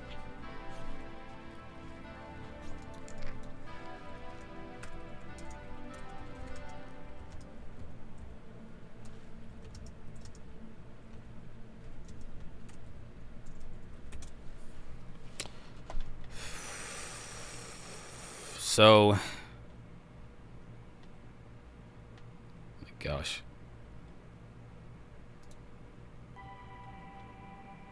Yep. Let's look at this by Headphones Addict. I'm not sure how. Let's look at a couple of them. Why am I bringing up PC? PC isn't a console? Are you kidding me? Are you kidding me? Bruh. When I bring you on for this roundtable, you're about to get them cheeks clapped, fam. Digitally in Minecraft. Estimated 1.83 billion people worldwide play PC games. Why do I consider this? Why do I consider this? Because 1.83 billion people worldwide play PC games. That's why I'm considering PC. What would be beneficial for gamers all over the world? Well, if there are over almost 2 billion people that play PC games, I believe, and this is just a belief, that the bigger number would be better to market to than the smaller number. Why? Because the bigger number means that more people will be able to play the game, and the smaller number means that less people will be able to play the game. You want to get into the console wars? PC Master Race. I'm just kidding. I have console too. I'm just saying. I mean, and then there's the Steam Deck, the portable PC gaming computer, the Steam Deck. You are not thinking, my guy. My guy, are you a PlayStation 5 exclusive? Is that what I'm hearing? The Armenian, are you a PS5 exclusive player? Oh my gosh. How does Microsoft owning Bethesda and Activision help all gamers? I didn't say that. I didn't say that. I'm just talking about this one game being more available to more people is good for gaming. Yeah, I'm not saying that it's like good for all gamers. It's good for, but the fact you have to be able to separate this, right? And this is, oh my gosh, guys, I'm sorry. I'm sorry, everybody who's here for Aliens. I'm sorry. Just bear with me. The fact that again, I'm gonna go with the more gaming is better. More people is better, right? Being available for more people is better. If there are more gamers in the PC and Xbox world, then would it be better for most gamers that there are games available for more players, or better for less gamers to have availability? Like, which one would you? I just feel like I said that terrible. That was a word salad. I think it would be better for more gamers to be able to play a game than less gamers to be able to play a game. I have all the consoles, bro. I'm just saying, I think it would be better for more gamers to play. Yeah, there are. You're right. You're right. But Sony wouldn't have made it available on PC on day one. They wouldn't have made it available on day one. That's the problem. You would have had to wait several years before it came out. Screw that. Screw that. That would be bad for gaming. That would be bad for gaming. Hands down. Aliens, y'all. Listen. Armenian, we're gonna you better bring that crap on the show later on today. I'll be right back. I gotta use the restroom. Give me 1 second while I check something out here. I'll see if I can play something I can play a video while I go use the facilities and grab a drink.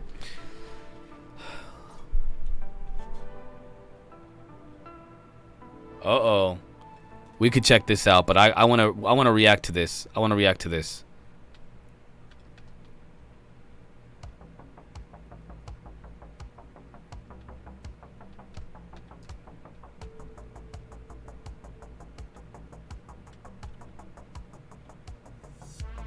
This is a lot of political crap on my feed.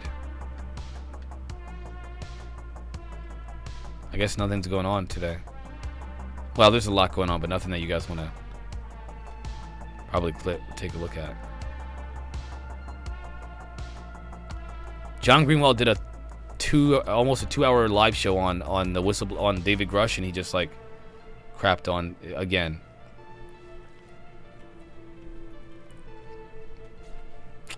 The Armenian, you're probably right, but we'll see. You're probably right. I think you're right about that.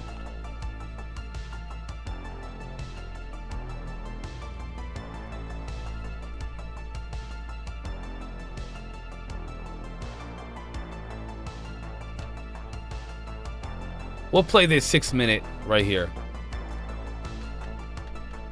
I'll be right back, yeah. Be right back.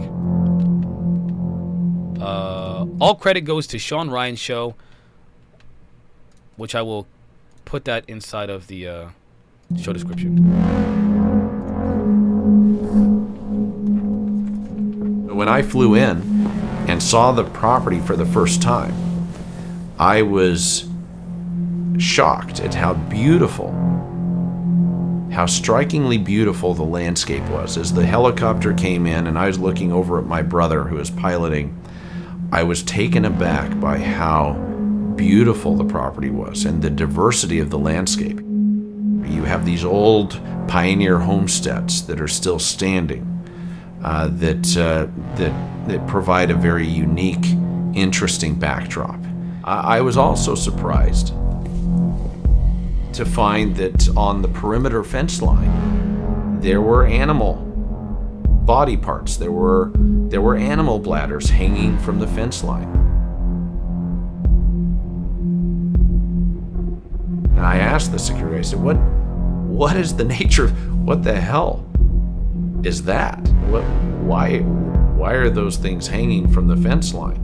And the security at the time looked at me with a straight face and said, look, the Native American neighbors that surround this property place these animal bladders on the fence line and bless them to keep the demonic spirits and entities inside this property and off of their property.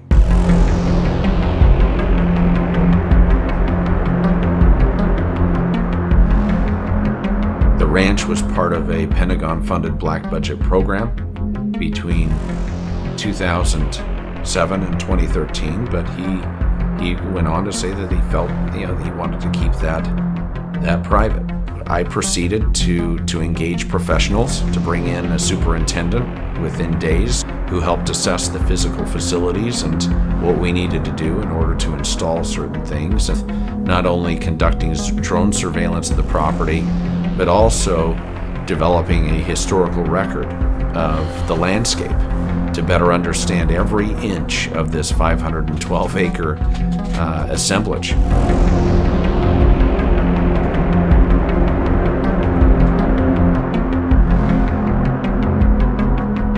Several weeks later, I get another call. Brandon, I've got another image. Myself and the caretakers just saw a glowing object appear right outside of Homestead 1 or right outside of the ranch house, and I've got the images and I need to show you this. And I told him, drive straight to my office. Please get here as fast as you can.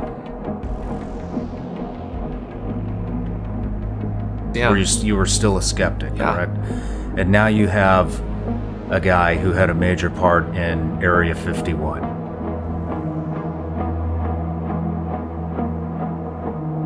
What's going through your head when you get a phone call asking you for this guy from Area 51? This is his lifelong dream to come out to Skinwalker's Ranch. I mean, does that validate? No, I just thought it was cool.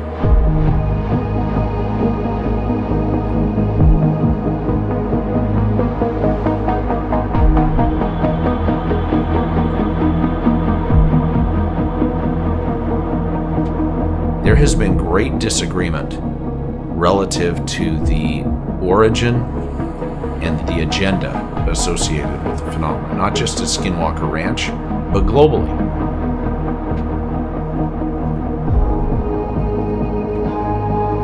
What is a skinwalker? A skinwalker is a shape-shifting demonic entity. It's essentially a Native American witch or warlock that sells their soul in exchange for immortality, the ability to take on the skin or shape-shift, oftentimes in the form of a wolf, a dire wolf, or a werewolf-like creature, but they can also take on the shape of other animals as well.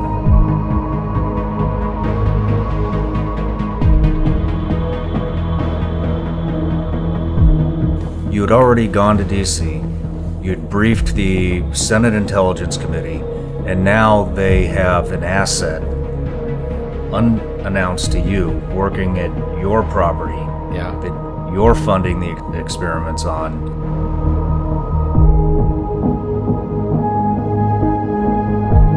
How long? That went on for what, 2-3 years? 3 years, yeah. 3 years, you didn't know. And then it gets disclosed. Yeah. How did that, and by the way... It was mind-blowing. It was compelling evidence that we're dealing with an intelligence on the ranch that has the ability to manipulate technology and systems instantaneously, and has the ability to communicate, and has intention. There's volition.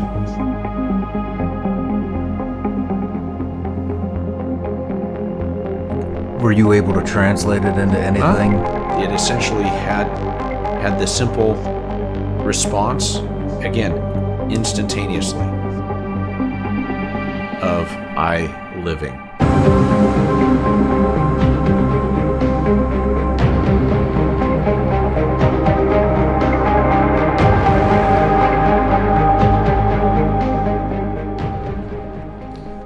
Yo, I let the chat for what, 3 minutes? You tripping? YouTube chat missed the P bottle chat. It wouldn't let you say it. I didn't. Oh, so the bot automatically blocks stuff it thinks is bad. Sorry, I wasn't here to approve it. But yeah. So that was just, I guess, a promo. I don't even know what happened there.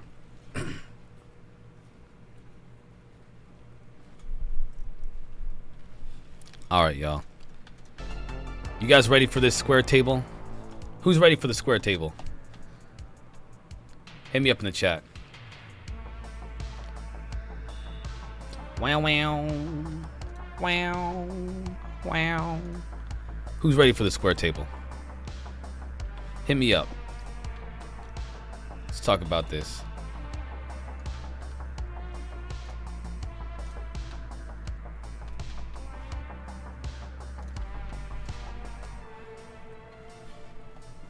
Post a link in the chat.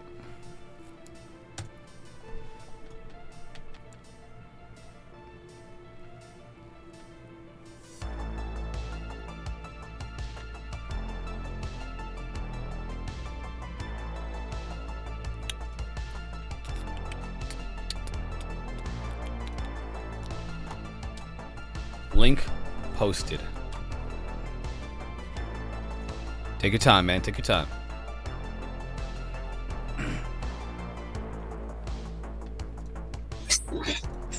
Armenian, what's up, man? Yo, what's up?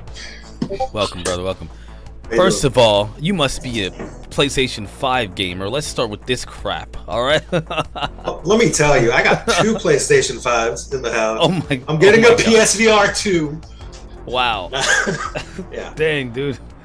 All right, well, you're ahead of the game. I can't. I had the PlayStation VR, the first one. I didn't like it that well. It was good. It just wasn't that great yet. I think VR is not ready yet. Just not yet. Not yet. I got a Quest 2 as well, and I do most of my VR stuff on there. I have a Quest 2.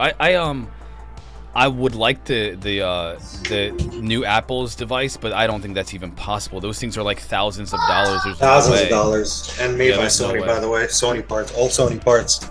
Oh, okay. Let's see what you say. Well, you know, I think that Sony makes I mean, think about the best games of all time. God of War, whether it be Ragnarok or the first God of War. The Final Fantasy remakes were fantastic, but they weren't the best of all time. But okay. then, of course, and then, of course, you got Horizon, which is, again, one of the best. Didn't come out for years and years. The second one still isn't out for PC because PlayStation wants to make it exclusive to them. I think that whenever I have multiple different systems, I want to be able to play them across the systems. I don't want to have to be stuck and locked into one system. I hate when people do that. And Sony does 100%. That all the time. 100%. And I completely agree with the whole the exclusivity thing. I think games should be made for players across all boards. But if you're going to say that, then Microsoft is buying out Bethesda, one of the biggest, and Activision Blizzard. We're talking about games that everybody plays across the spectrum. I mean, these tons of games. These are like the top rated games, AAA games, everything. We're talking about from Doom to Fallout to everything that you can name in between. So for Microsoft to buy out these companies, and Microsoft, by the way, is at least 10 times the size of Sony. At least 10 times. They could buy Sony 10 times over. Think about that. So you're getting this big bully Microsoft, and then they're buying all these. They buy Activision, they buy Bethesda, and they're pretty much, if they wanted to, they could leave PlayStation players completely stranded. And all for what? Because they don't have any organic growth. Microsoft has all of this money, but they cannot get their own company or their own studios underneath them to make some good organic games. So what do? I don't blame them. They're way too big for their britches. That's exactly what it is. I mean, I don't know. I don't want to argue in favor of Microsoft. Let's be clear. I'm not a fool. But I will say that at the very least, when I think about gaming, just thinking about gaming itself, absent of the business decisions of either of these companies, I think that for gamers, for us, it is a good thing that Microsoft did what they did, because otherwise nobody would have been able to play that game but the PlayStation community for the next probably 3 to 5 years. And that's not right, man, especially a game of this magnitude, at least as it's being touted. I think that it's important for gamers to be able to, more gamers to be able to be involved in a game this big.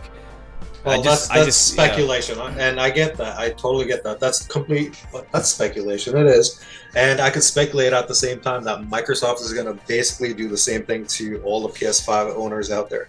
And there's a huge PS5 community out there, and I mean, I don't know. I mean, I get it. It's a good business decision by Microsoft to be able to do that. It is. It's very smart, but 100%. It's the reason that it's going to all of these federal trade commissions and all of that and looking for their approval is because there is the idea that Microsoft is a monopoly and they are too big. They can totally choke out smaller competitors, and the smaller competitor in this case is Sony PlayStation. It is. I don't know. And I think doesn't that make sense though to me? That Microsoft is the better option, at least for this move. I mean, for me as a PlayStation owner, and I've owned the original Xbox, and then I never moved on from that. But yeah, I mean, it's a smart business move for them. I get it, but I don't know. I think it's monopolistic in nature. It really is. All right. Well, I mean, I can't deny that either. I'm not going to deny that.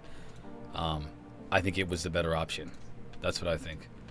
I think yes, it's definitely I think the better option is not having either one of these companies own huge studios like that. I just don't think. I don't know, man. I'm gonna Well, but. Of the two options, the better one, in my opinion, is of course the Microsoft deal. I think that the fact that Microsoft is buying up, all of these different companies is probably going to be better again for most gamers, not for all of gaming. But those are two different conversations, or I guess you say they're like different different pieces of the same sandwich. You know, it's what's gonna really give it the good flavor for gaming. The whole sandwich is a gaming community, and I think ultimately we love that sauce. And Microsoft's got that sauce. You know what I'm saying? Like without Microsoft in this moment, we'd have a bland sandwich. We'd have a dry bologna sandwich with no cheese. I mean, that's kind of taking it a little far, but yeah, I guess I see what you're saying.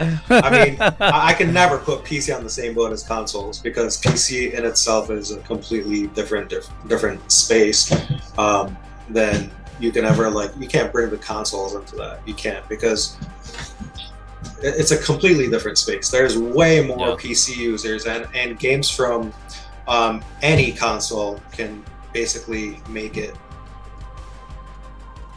to that platform. Like you get emulators for Nintendo games on PC. So that's not even in the conversation. Well, what are you saying? It's an unfair. You're saying that it's unfair. That the advantage is clearly in favor. I'm just saying. It is. I mean, it's definitely in the favor of Microsoft in my view. That's how I see it. Yes, I'm a PlayStation fanboy, but yeah, I mean, if I were to look at this objectively, I would say 100%. Like, it's not fair for PlayStation gamers at all. What's up, Bryson? Talk to me, brother. All right. So, can I give my perspective on the whole gaming situation? Yes, 100%. I am with the Armenian. I am a Sony fanboy, and this is only from my personal perspective.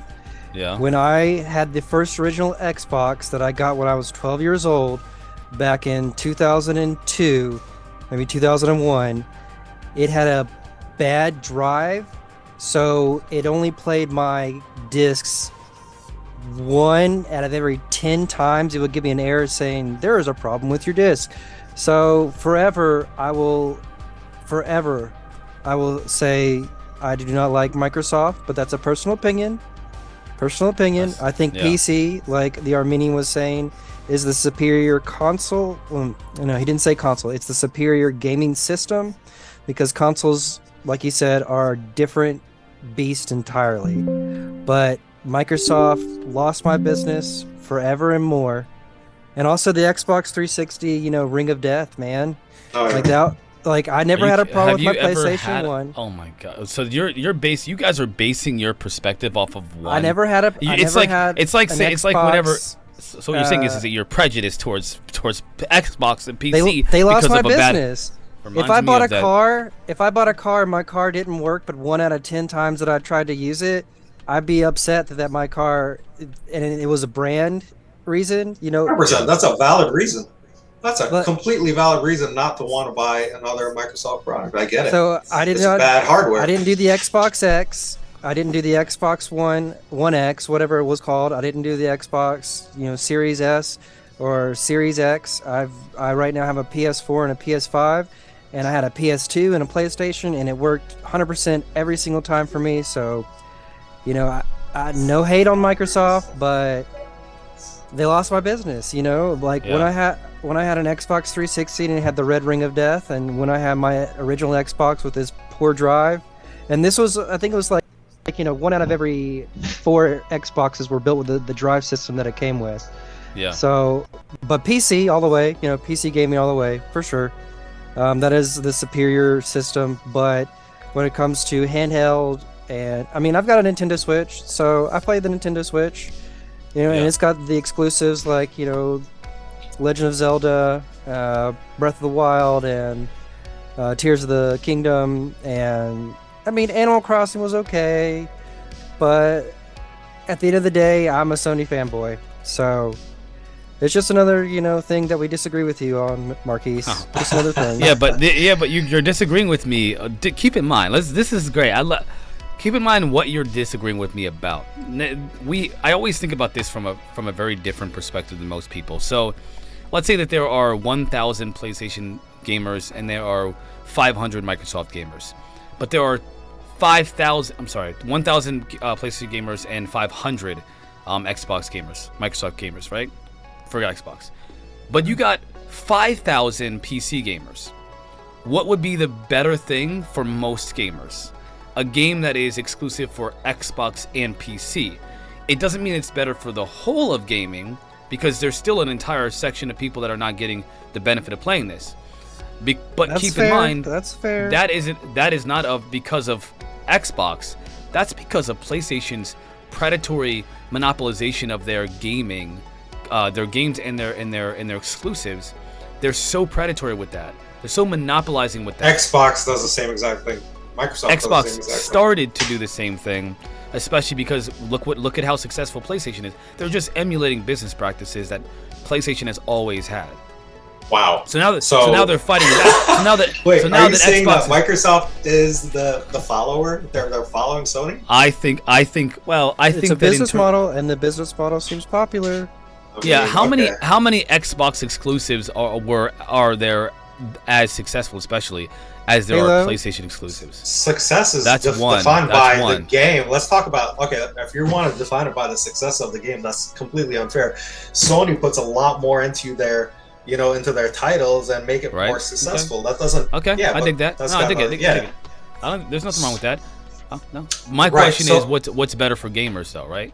What's better for gamers is if all of these the big AAA studios don't go to either Microsoft or Sony. I mean, they already have like Nintendo has their own studios that develop games like Zelda, and it's always going to be exclusive, right? It's always going to be theirs no matter what. Yeah. And Sony has their own. They not as popular, obviously, with some of their things, and Xbox had their own. So my suggestion would be to make it available. Make it available for everybody. Don't buy these AAA studios and then, they're gonna use that obviously as leverage at some point. They're gonna be like, you know what? We want to sell more consoles, so we're not gonna give this game to PlayStation. That's what it's all about. All right. What's up, Garyoki? What's up? We'll talk more about it. Because I would love to have more gaming conversations. I would love, guys. Listen, I really do look forward to adding some gaming aspects to this. But I want to, the audience is a little bit more focused on UFO for now. Absolutely. But it is expanding. I will definitely be bringing you guys back on for some gaming stuff though later on in this in my time here. Garyoki, what happened to you, my brother? You're missing. Did your camera fall again? Yeah. Can you see me? We can see you. We can see you. I can't hear nothing. You can't hear anything? I don't know what's going on. We can hear you. I can hear him. Yeah, we can hear him. You're it sounds like I've got my headphones plugged in, and it's very, very, very quiet. How do I right, mute? I don't want that. Oh well. Oh, my boy Draculticon's on my side. You know what I'm saying, fam? Keeping it 100 in the chat. Yeah, what, 1 out of 20? 1 out of 15 people watching? Oh boy. Well, the rest don't really care about, the gaming That's stuff. fair. Yeah, we're here. I don't We're think here. Alien Universe and Platonic Zombie are about games from Big what I'm gamers, reading here. yeah. But that's fair. That's fair. Yeah. I don't know why, but for some reason I cannot get my the game to show up at all. It's almost like it's just not registering the source. I'm not sure what's going on. That sucks. All right, well, guess what? We're gonna be talking. We'll talk, and then I'll put you fellas up on the screen. We'll maximize this for the chat. We'll have to focus on the gaming some other time. I can't get it to for some reason I can't get it to show up. Don't know why. Sorry. Anyway, let's talk about it.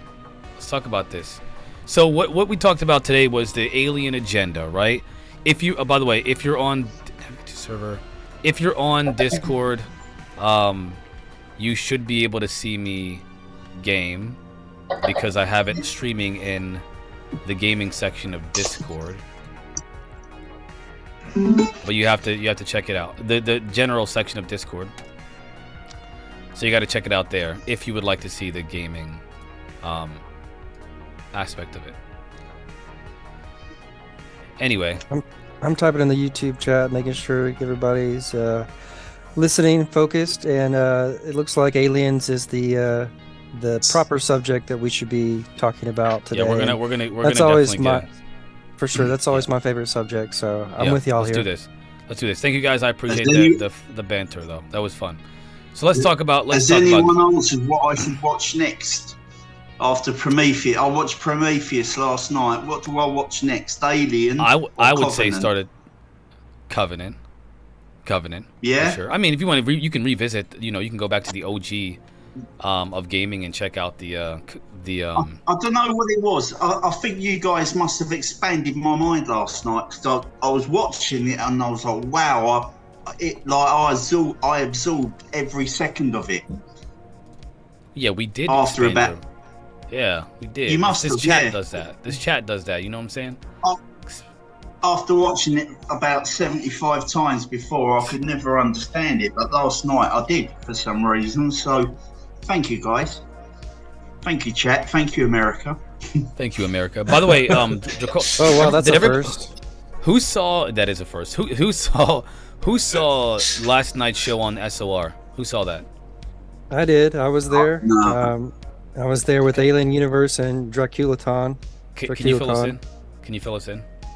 Ishmael Perez, he is a part of the whole woo, aliens are good, but not all of them. He did bring up the Zeta Reticuli being bad, but at the same time, I get a very surface level feeling from him that he is cashing in and profiting from writing his books and going to his various, what do you call them, conventions. So I personally, in my opinion, everybody's got their own opinion, that I think he's just the kind of guy that says, your DNA is activating, bro, and we're all gonna graduate to a fifth dimension, and that's cool, that's cool, but at the same time, I just keep checking my watch and I keep saying, I'm waiting. Can you activate me, please? Activate me. Yeah, I think I'm on. Yeah, I can see because Draculticon is talking about him in the chat. So, or wait, who brought him up? Yeah, I think Draculticon. Yeah, that's correct. Yeah. So, I don't know, man. I personally think the same thing. I think that I didn't see the guests. I don't know the guests. I just think that a lot of when people mention this idea that there's more monetization in the threat narrative than there is in the love, light, and happiness, they are totally missing the gist of what's actually happening right now. There are more people making and profiting. I mean, individuals profiting off of. They're your space brothers. The light beings are here to save you, and they're here to take you to another level of evolution. Then there are the threat narrative people are being pushed aside. They're being rejected by the UFO community, massively rejected. They're being smeared. They're being doxxed. And this is actually happening. Look at Twitter, y'all. It's terrible. They're the ones that are sounding the alarm on the phenomena. They're the ones that are being pushed aside, not the happy-go-lucky ones. So just to be clear, I think that is a grift, and I worry that they're taking advantage of people who do want to feel good and be happy, and they don't want to be afraid. This is a very lonely field, very lonely community. There's a lot of people that don't have people they can talk to in their own real lives that they can discuss these topics with. And so when someone says all the right things that make you feel good and happy inside, it doesn't necessarily mean that they're out there looking for our best interests. And I can't say that I'm looking, or that these speakers are looking for our best interests. But at the end of the day, I do think you're on the same page as me, as it's a place to profit. And you can write as many books saying, the aliens are our space brothers, but I'm still waiting for those technologies that they're promising, those med beds, those free energy systems, those instantaneous travel systems. And someone brought up the other day at the Social Dig with Rob G about how if you had these instantaneous travel systems, you could commit crimes. You could go to a store in California, steal things from a store, instantaneously travel to Italy where they're not going to extradite you. You could murder, okay, I won't use that so much. Please you could don't. hurt someone. Yeah. You could hurt someone and then move to another country immediately within a few seconds instead of being what's the word I'm looking for? Instead of being culpable for your crimes. With impunity. Yeah, Yeah.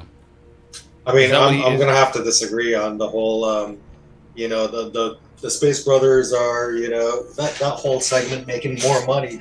I'm going to have to disagree on, because when's the last time you've seen, even in movies, that the aliens are presented as good guys. In most movies, they're presented as the evil, the bad guys.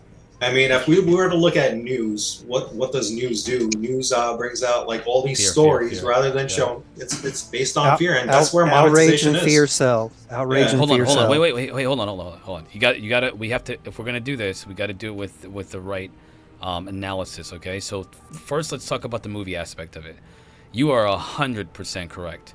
First of all, you know what sells, and promiscuity sells, and so does violence. Violence and promiscuity are the best way to sell movies for, especially when you're talking about science fiction and fantasy. It's so much more interesting to see an exciting fight and battle and war and intergalactic fight, threats. That's great for a movie and for fantasy.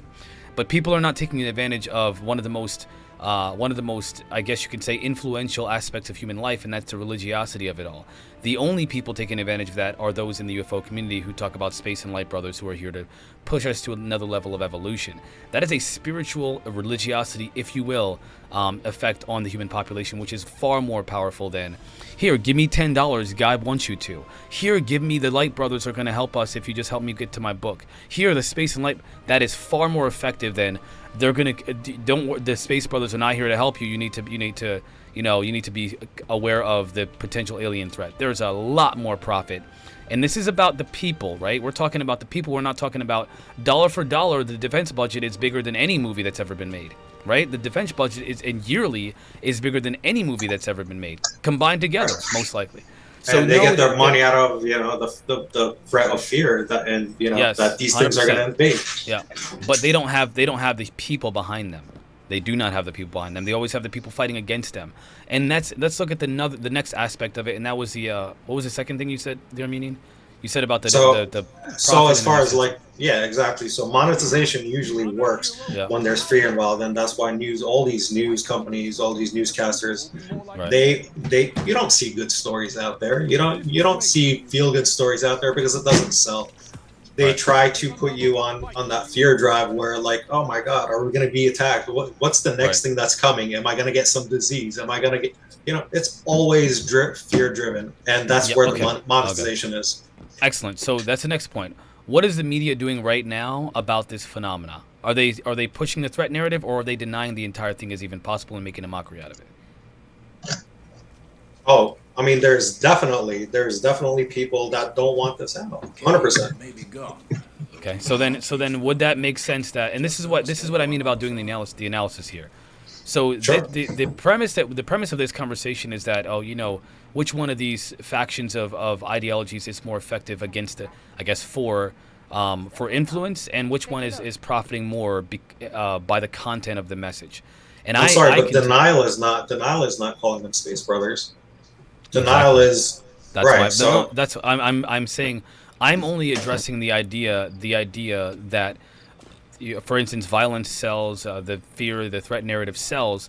Yet they're not pushing the threat narrative. They're denying the entire phenomena entirely. Don't worry, there's nothing to see here. They're literally suppressing any kind of fear or forget about Light Brothers. They're denying the entire thing at all, including the Department of Defense, which has the biggest budget, again, beyond anything that you can imagine when it comes to pushing a narrative of something. They have a bigger budget than that. So and this is an analysis of this, you cannot say that, the threat narrative is more profitable than the positivity one, because that's just empirically false based off of the analysis that we just did right now. And in this 15-minute conversation we started off with, we can conclude, again, conclusively, that there is a profit to be made by people who are influencing other people into believing an ideology, namely the ideology that aliens are here to help us, versus the ones that are going against the national defense apparatus of our country, the U.S. specifically, and the world, if you will, because if you talk about the Five Eyes and every other nation's denying the presence of the phenomena as well, they're going against that, which means the threat narrative is not the predominant ideology and thought and influential piece of this puzzle here. It's the positivity. 100%, but that's not okay. I don't see the denial as the positivity. No, I didn't. I'm not associated. And that's where most of the world is at, right? They're denying any of this exists, and they're not pushing good, brotherhood of aliens or anything like that. But who is, and are they influenced? I mean, the only people that I see doing that is like Greer and people like that. And who we just and the guest last night, what was his name again? Ishmael Perez. Ishmael Perez. And people like Ishmael Perez and people that I don't want to mention because I'm friends with them and I don't want to ruin my relationship with them. There are people that are pushing the positivity narrative to the umpteenth degree. They're doing this thing. It's literally a grift where they say, listen, I don't know if all aliens are all good or bad. I mean, they're probably just like us. But I think that the Defense Department is pushing the threat narrative. That is a lie. They're literally lying. Why do you think they're lying? Because they know that people believe that Bigfoot will come to your house and have tea, and that the Loch Ness Monster, you can ride him in the ocean if you want to because he's your friend, he's a cryptid, and that, the Mothman, he's just a cool dude that hangs out in the woods sometimes in the dark, and that, oh yeah, by the way, the aliens are just a cool, but look at this cool cup that I'm selling, by the way. They're just your space brother. That's exactly who is the prevailing thought, and the reason why they're pushing back, and this is my biggest concern. They're pushing back against not the military-industrial complex. They're pushing back against people that are warning us about a potential problem with the phenomena. I think it's more influential to believe in the positivity, happy-go-lucky, there are Space Brothers narrative than it is the alternative. And it's not just my opinion, but if we just look at how these narratives are being pushed, who's pushing them, and what they're saying, the content of what they're saying, and how influential it is, it's unequivocally true. I should say undeniably true, not unequivocally. Undeniably true that the positivity thing is much more influential, and it's also more profitable than the threat narrative. 100%. I mean, profit is a motivator. If we go by what Grush said in the congressional hearing, right? Right. He's pushing for the narrative that these guys are hostile and they're not our friends. So right. And how well is that message being taken by the public? I think by the public, or not by the UFO community itself, but by the public, I think it's receiving for the people that believe. Yeah. For the people that believe what's going on, and a lot of people are ignoring it for some reason. But for the people that believe, like, that these congressional hearings are actual, their disclosure, I think they're on Grush's side. Most people are on Grush's side. Most people are on Fravor's side. Joe Rogan had Fravor on his show. He's got a lot of fans. And if we're painting these guys as the enemy, people are going to be on Fravor's side. People are going to be on Grush's side. So I would say the public mindset is, yeah, these things are probably hostile from what, the people that we believe are telling us. Okay, so can I ask you why? So Drunk Physics is in the chat, y'all. I just now noticed, I'm sorry. So hold on, why have come in goal? Can Drunk Physics come on? That's entirely up to him. I'd be down for another person's perspective.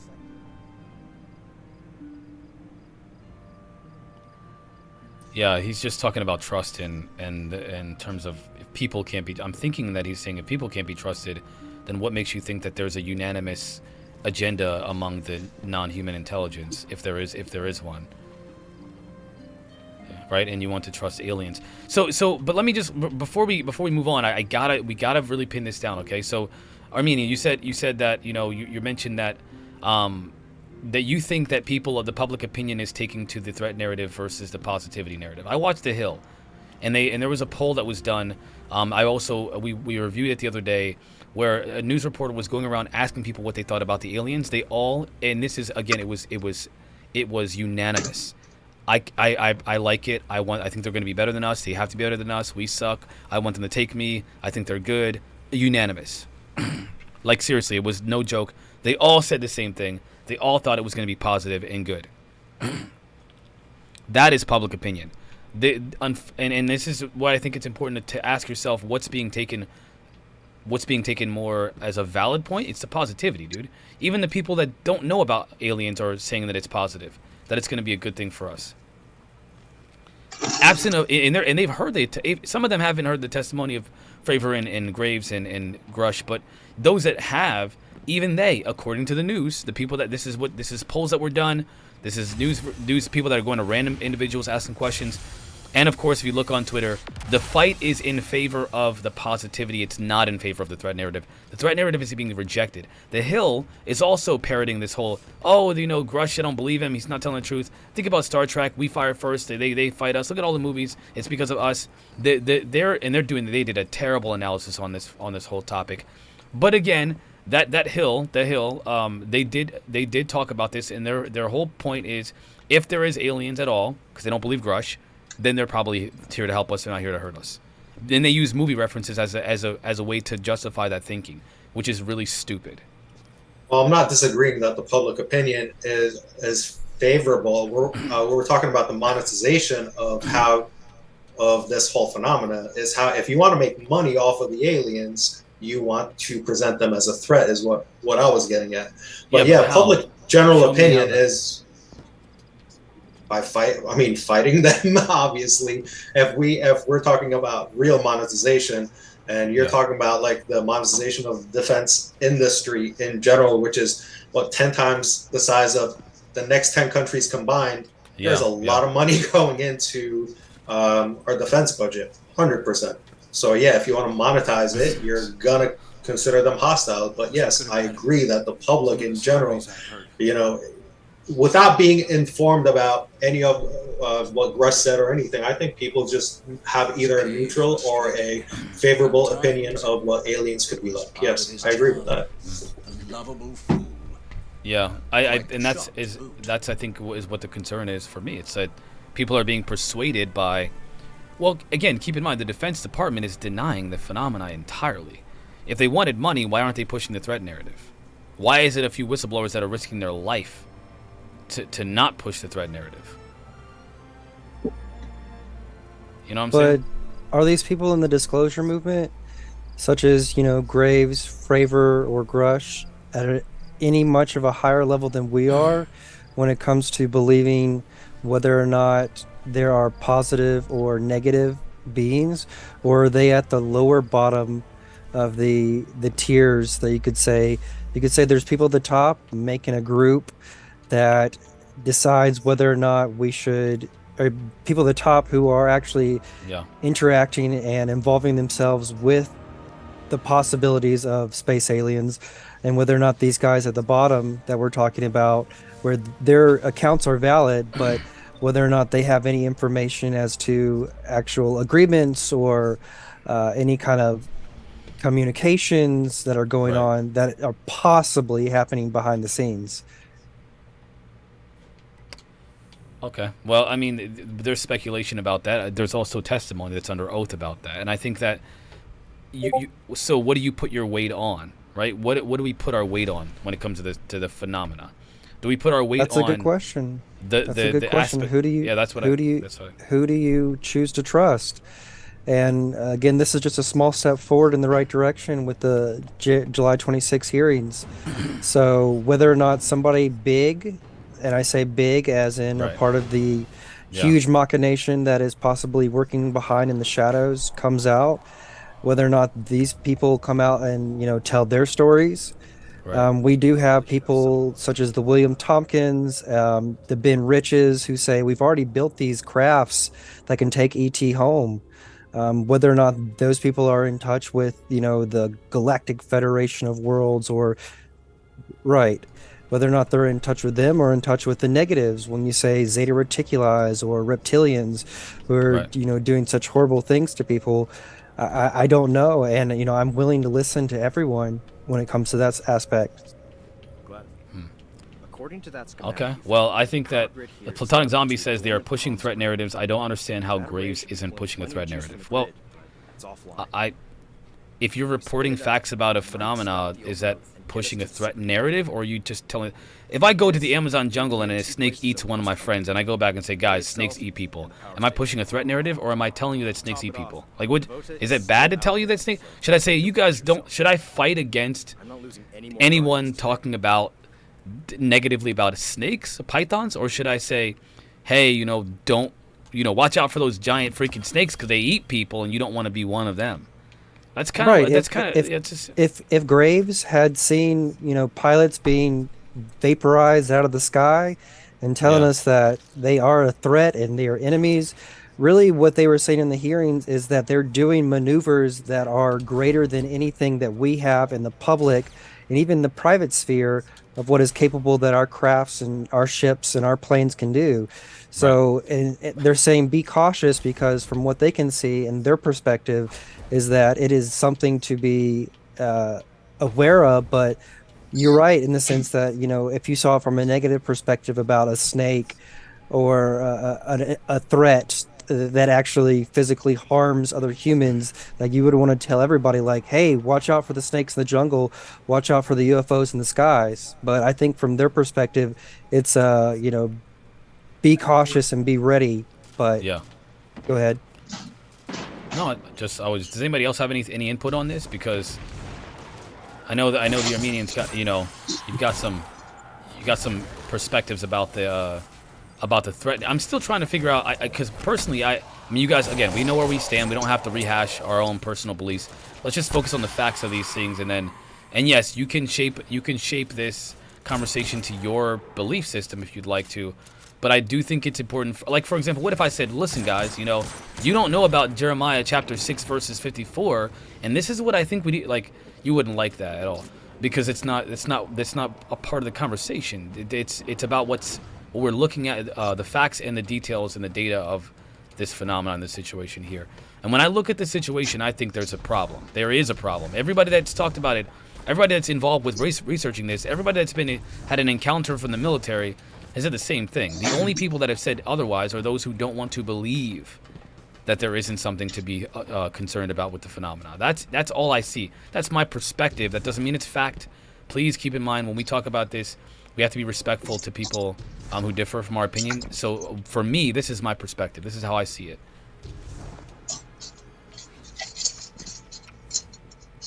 I would just say in that sense that you're 100% right. You know, we all have. I know I'm right.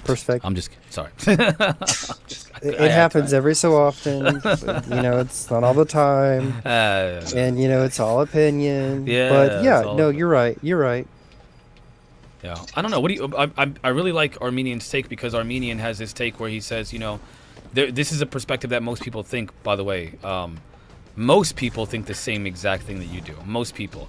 That the threat narrative is more profitable because of the Department of Defense's budget, which is why I mentioned that earlier.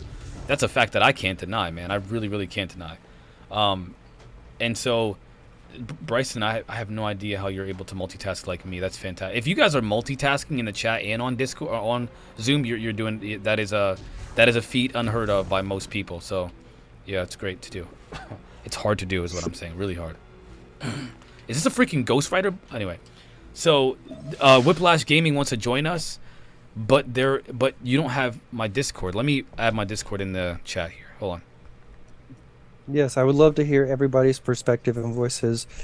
Yeah, nothing against Gary or the Armenian or Marquise, but every voice matters, and I would love to hear anyone else's perspectives, because I talk to myself all day when no one else is hearing. Wow. So I get tired of that. Like I swear I paced this whole morning for hours listening to videos, and it's always, you know, videos on the alien perspective.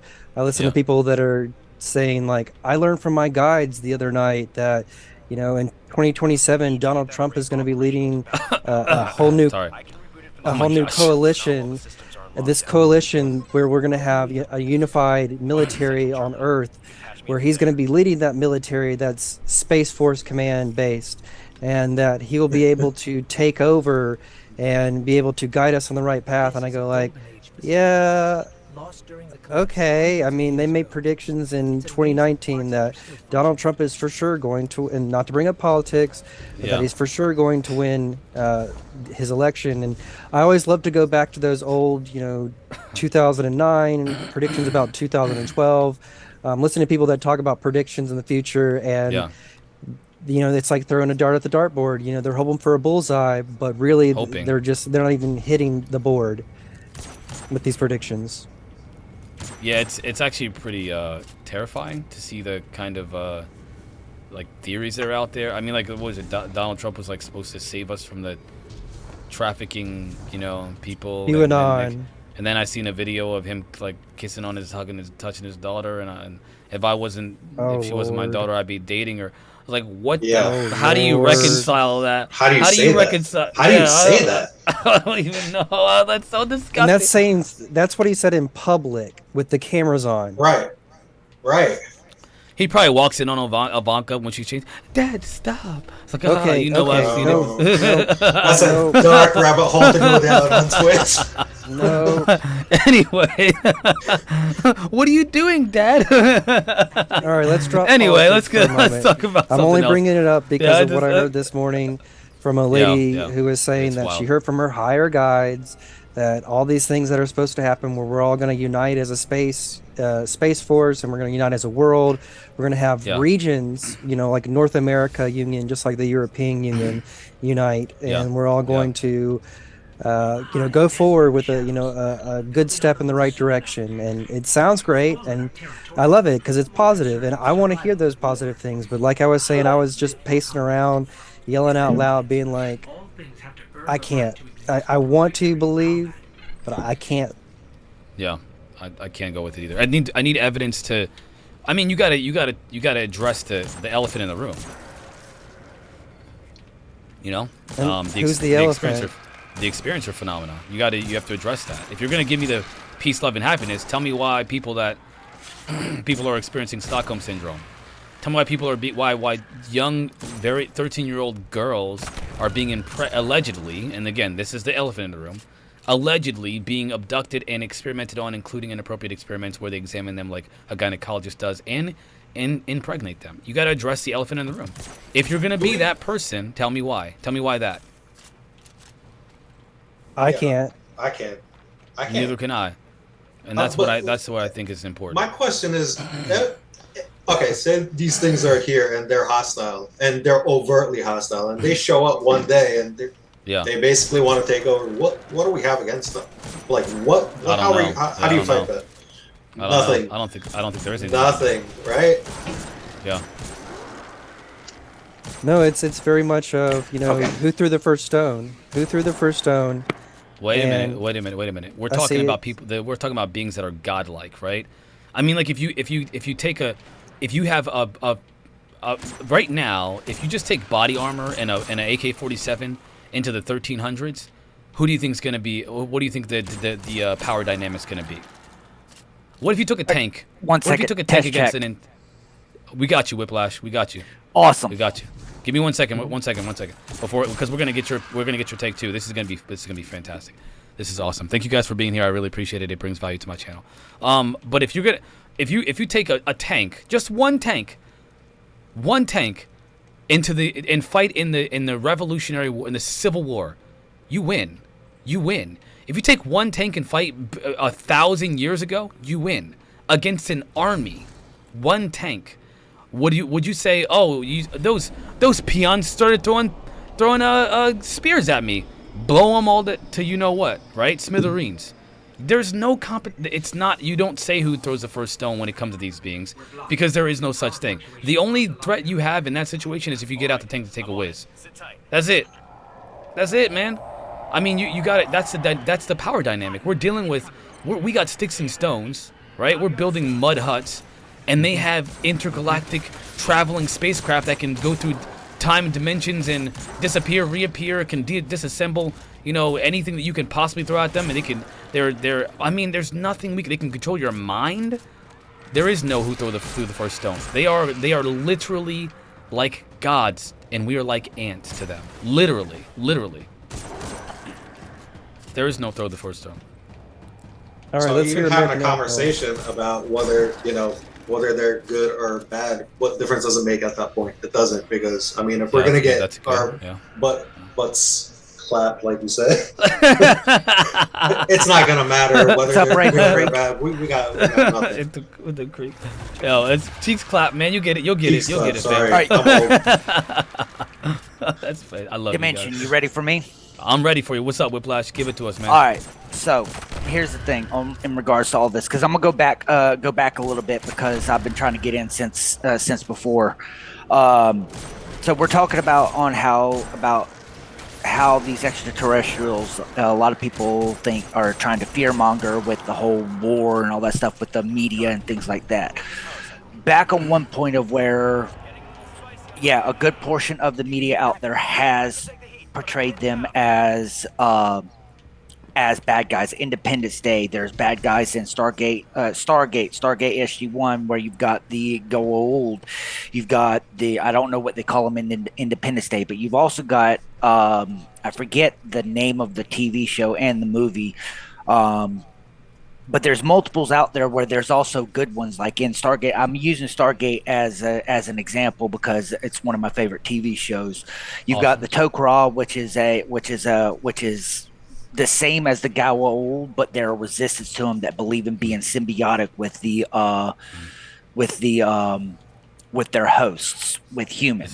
This is a great point, by the way. And then also you have the Asgards, which actually created the pagan religion, Thor, the Seer, Heimdall, all those. So those are actually good guys. And there was also other races that were also good with inside of it.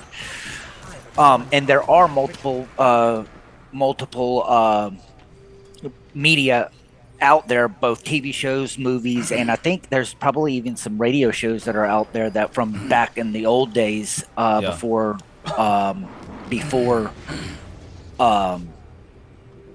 TV became a very prevalent thing, that had both bad and good aliens.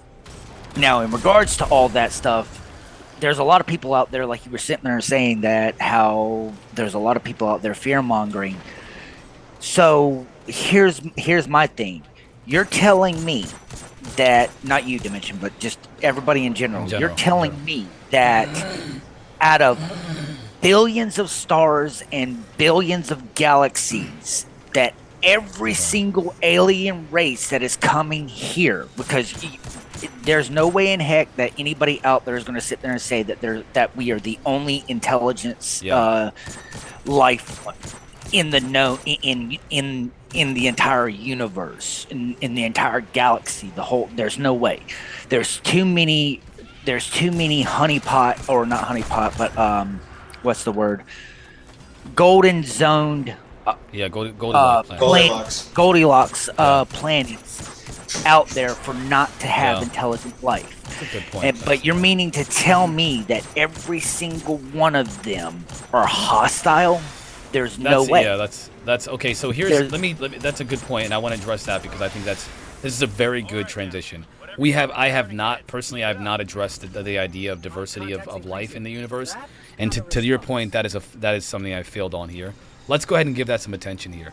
There are different theories about the phenomena. One of the theories is that the universe is mostly empty, and that we're the only ones here. Another one, that's not a very interesting theory, and it's also less likely, according to scientists, than reality. What scientists predict is that there's life everywhere, right? At different forms, different levels. There already is. They've already proven that, because there's bacteria that are on some of the asteroids and some of the meteors that are coming in that are considered frozen. I mean, there's frozen water on Mars, for crying out loud. Right, it's the moon as well. There's like water deposits or something like that on the moon as well. But regardless, like there has to be some recognition of the fact that there could be, I should say, a diversity of life at all different levels, stages of evolution throughout the galaxy. Hold on. Hi.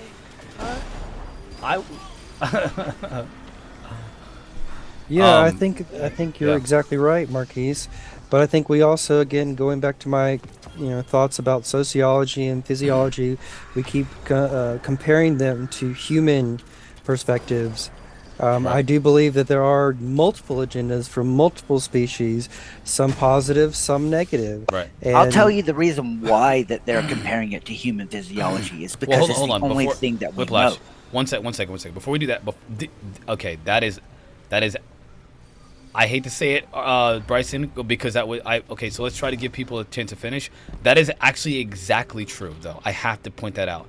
We can only think about this from a human perspective. But I mean, I wasn't trying to really cut him off, but I was just trying to get a point to that one. That was it. That was a good point. Yeah. From our perspective, we are the only things that we can really base off of is our terrestrial biology, ours. mammalian biology, the fish biology, insect biology of our plants. That's the only thing that we have to base it off of. So that's why everything's portrayed that way. Now, a lot of the movies and things like that are out there have portrayed them as like lizards or parasites and things like that. But it's because we're basing it all off of what we know.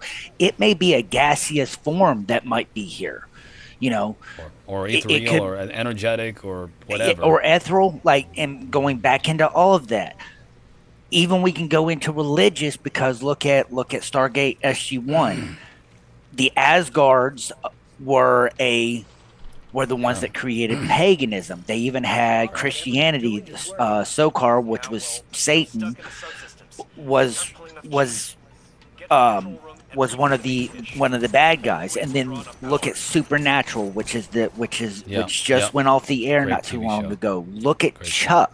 He had created so many different dimensions and so many different things that looked completely different. It ties right back into the point where we cannot be the only intelligent life form. Well, hold on. Before you, that is a statement that cannot be proven. That can't be proven, but it can be speculated. But let me just I got to give Bryson a chance to finish his thought, though. Bryson, please. So, I mean, I want to believe that there are more positives, and I'm totally with Whiplash on this thought process. I think that our speculation, again, from the human perspective, is totally induated with multiple aspects of the pop culture phenomenon. You know, Gary Oki said last night he watched Prometheus, and in Prometheus, they're negative ET beings. Well, they weren't negative. They weren't negative. They weren't negative for the human race, but they weren't negative. They were just doing what they do. Allegedly. I assume are good people. But they're not bringing their best, folks. But they're bringing planet Are you destroyers. talking about Prometheus, the one that starts? That's the prequel to the Aliens. Aliens. Correct, Yeah, we're talking about that one. The 2012 film. From what I remember on that one, that was an android that created the face huggers, and that was actually a non-intelligent. No, they were our progenitor. So they were race. actually sentient. They were sentient life forms, organic life forms. They were not the creators of our race. Supposedly. Allegedly. They called them the engineers. The engineers. That's exactly what they called them. Yeah. They called them the engineers. Yeah, I watched the lore on that. Yeah, I'm gonna have to go with Marquise on this one. I'm starting to when I start to think about it, how the Native Americans in the U.S. right? If you look at it from the point of view how all the Europeans came over, and like the English, Spanish, Portuguese, right? And when they came over, they saw a peoples that would not be able to defend themselves. Now that doesn't make the Europeans evil in and of themselves, but when they saw the opportunity for resources in the new land, they took it, right? Because they could. So I mean, I can understand how. And in their mind, it might have been the best thing to do. So I mean.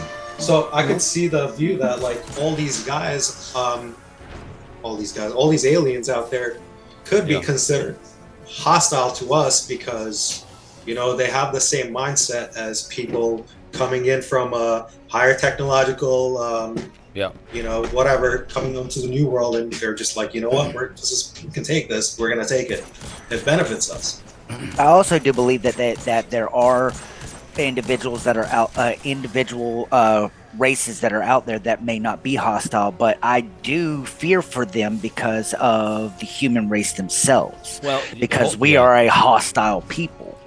Now, going back onto the thing where you sit there and said about speculation about me sitting there saying, wait, hold on. But to be fair, I think that you are expanding this conversation to a much broader perspective than I would have even thought of myself.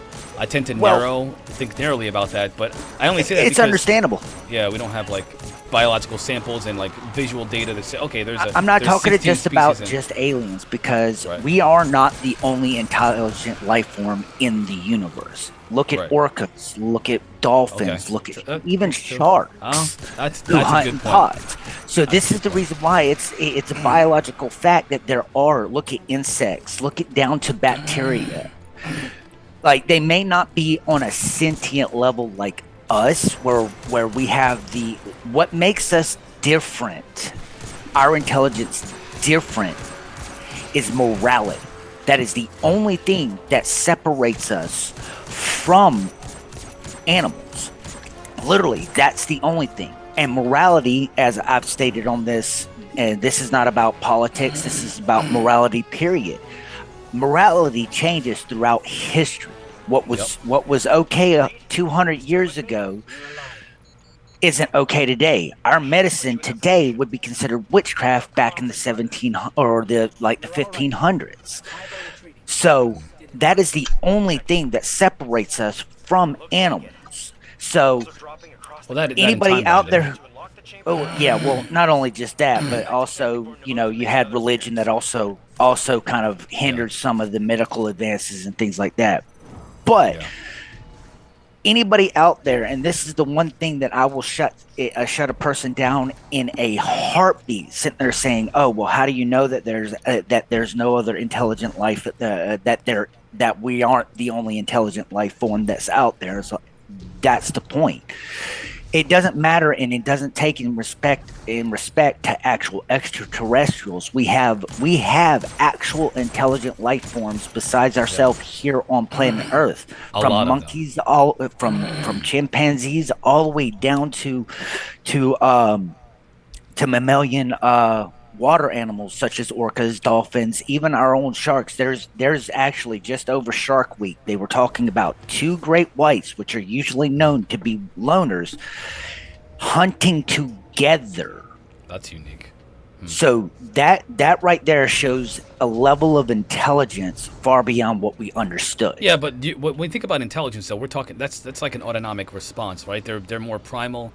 They function based off of instinct versus any kind of logical processing, and so instinct can appear to be logical if you think about it. It could even appear to be advanced intelligence because of the nature of the complexity of the actions being taken. So if a shark has to do something like hunt, then there are a lot of things that go into play to get to do that.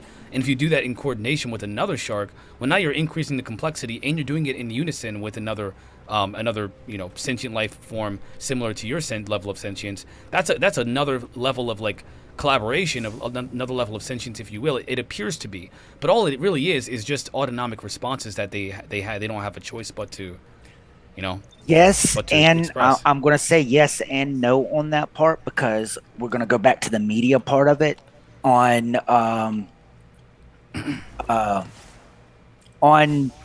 Stargate SG-1. The race called the Asgard. They've evolved. They went through. They're a deteriorating race that from biological cloning. In one episode, one of the characters known as Major Carter goes with Thor to the Asgard home planet in the universe Othala, and he makes this statement about morality and thought. They are incapable of thinking like humans because they've evolved so far past that their moralities they have certain moralities that it's become instinctual, whether it's right and wrong. They are incapable of thinking of using projectile weapons to stop a certain enemy that they're facing, which is a mechanical enemy called the replicators. That they had to enlist a lower life form to oh my gosh, help bro, them. this is so good. All right, keep going. Sorry. So, I told you I was going to be Marquise. You know how smart I am. I'm into the sci-fi stuff too, though. I think that sci-fi is a big.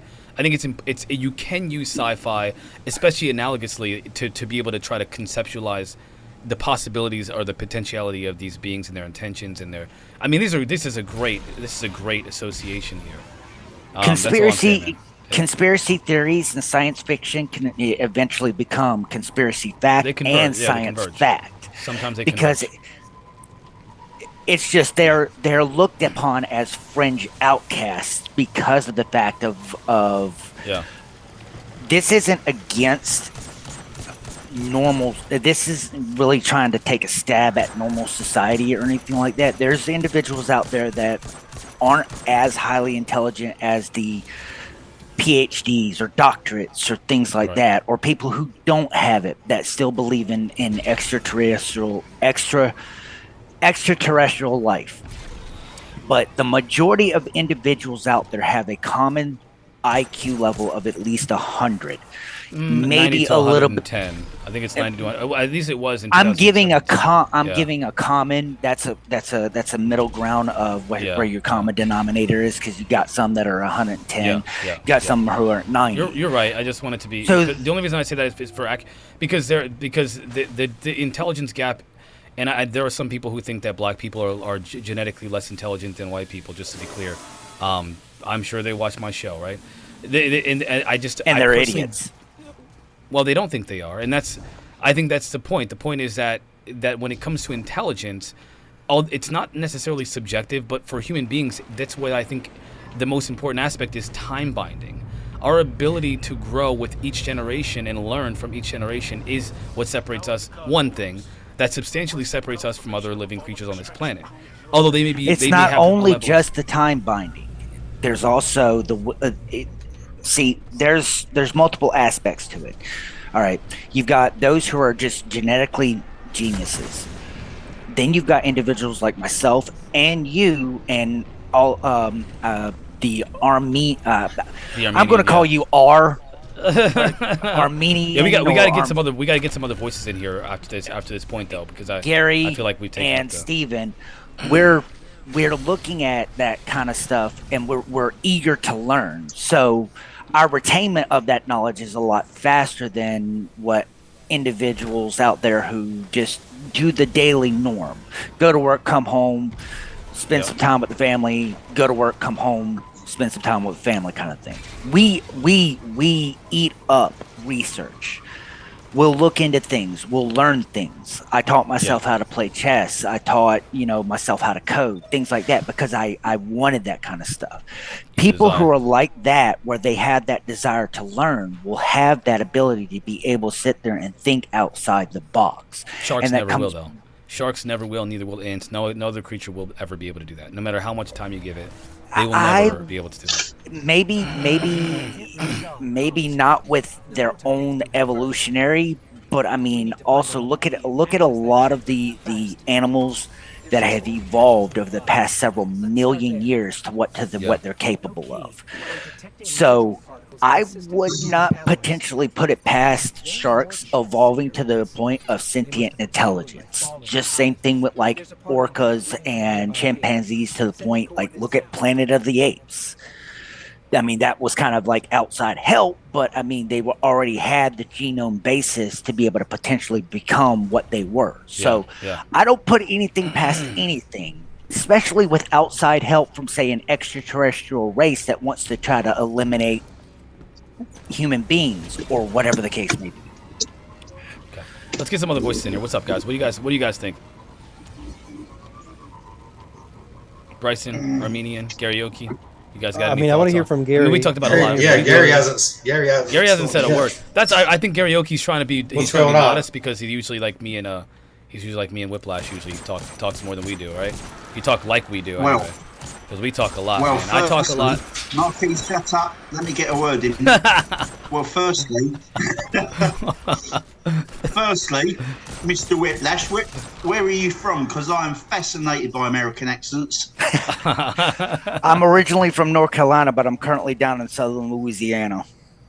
Right. He has an awesome accent. I said that last night on the Discord. I said that on the Discord. Obviously, I'm in England. I'm from the UK. I can tell. The bum. Over the bum. And I was fascinated by the range of different accents over there. So it is pretty interesting. But also, I've also noticed that over in England they have different accents, like Southern England and also like Northern England and stuff like that, where certain words are different. But like, I was saying that on Discord the other night, ours are a lot closer. Like, you've only got to go 50, 100 miles and you'll hear a different accent. Because we're as big as Texas, remember? We're nowhere near as big as you guys. Well, So, accents here in the United States are based off of what the regional language was back when it was formed. I mean, Southern Louisiana Cajun is from French because as it goes through as you go back through history, it progressively becomes more French. Same thing with over in Arizona, it becomes progressively more Spanish. Up north, it's progressively more English because of England coming over. So, I mean, every area in the world has their history of how their accents came to be. And you guys kicked our asses, didn't you, when we come over? You sent us straight back. Well, that's really nothing here or there because we came over and helped you out twice in the early 1900s. Yeah. Actually, there was when King Charles got coronated a couple of months ago, there was massive displeasure here because President Biden refused to come. You know, he sent his wife instead, and we was all going, "You bastard, you anti-royalist, blah blah blah." But apparently, it's a tradition that no American president will ever go to a English king or queen's coronation because of that war. It's a tradition that goes back that far. Yeah. Huh. So I just learned something new. Yeah. Yeah. People don't understand those traditions. We ended up, Marquise, hang on. We all ended up running around with our toss between our legs, going, "Oh, we thought he was just a dodgery old idiot," because like the week before he'd flown over, he'd been to Ireland, and we was like, "Well, why couldn't he stay on Air Force One for another week and come over to the King's coronation?" But apparently, that's like a massive tradition because of that. Was it? What do you call that war? It's not the Civil War, was it? You can call it the War of Independence, the Revolutionary War. Like there's multiple names for it. There's the War for Independence, the Revolutionary War, the War with England. But the most common term for it is the Revolutionary War. That's the most common term. Yeah. Like there's multiple terms for the Civil War as well. Multiple terms for the War. Ben is like a historian in the chat. I don't have the same. Since that date, the tradition has been, all right, we'll be friends with each other, but we won't formally come over and celebrate a new king or, you know. So a lot in that aliens, you've got to have now on this country, there's different customs and stuff like that we find bizarre. Like our police are not armed, for example. All of your police, every state, everyone's armed. I mean, it fascinates me how y'all call French fries chips. Just you get it. See what you. Karaoke, you're breaking up really bad, man. You're breaking up really bad. Your voice is breaking up, Karaoke. I don't know what I can do. Is that any better? Yep, it's better now. I don't know why, but it's better now. Please finish what you were saying. I completely hold on before he says that. The Armenian typed something in chat that I completely agree with. What's that? Everyone is a genius, but if you judge a fish by its ability to climb a tree, it will live its whole 100%. life believing that it is stupid. Yep, one of my favorite 100%. quotes. I completely agree with that. But if you watch TikTok or you watch YouTube shorts, anything like that, that quote is good. But there are some really stupid people out there. Like, and that's because they're placed in the wrong atmosphere, bro. I think the and then one other guy said something. I think he's on your YouTube channel, Dracolticon. He said, "Sounds like." He said, "Sounds like the Asgardians reached their peak of evolution and are incapable of adapting further." I'm gonna go ahead and touch on that one. They actually talk about that inside of the show. The Asgardians did reach their peak, and towards the end of season 9 or it was the end of season 10. They're fighting a new bad guy called the Ori, which that goes into a religious-based thing again. They actually have SG-1 come to their home planet to watch the destruction of their home planet because they commit mass suicide because they've reached their peak and they can't fix their genetic deterioration. So what they did is, being allies and friends of the the Tauri, which is us human.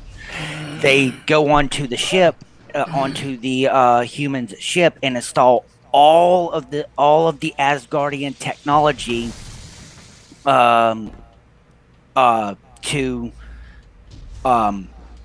to that ship as their legacy. Yeah, So let me yes, just- they let me did just- really reach that. I gotta point something out here. Does anybody know that this is one of the prevailing theories in ufology, according to people in ufology?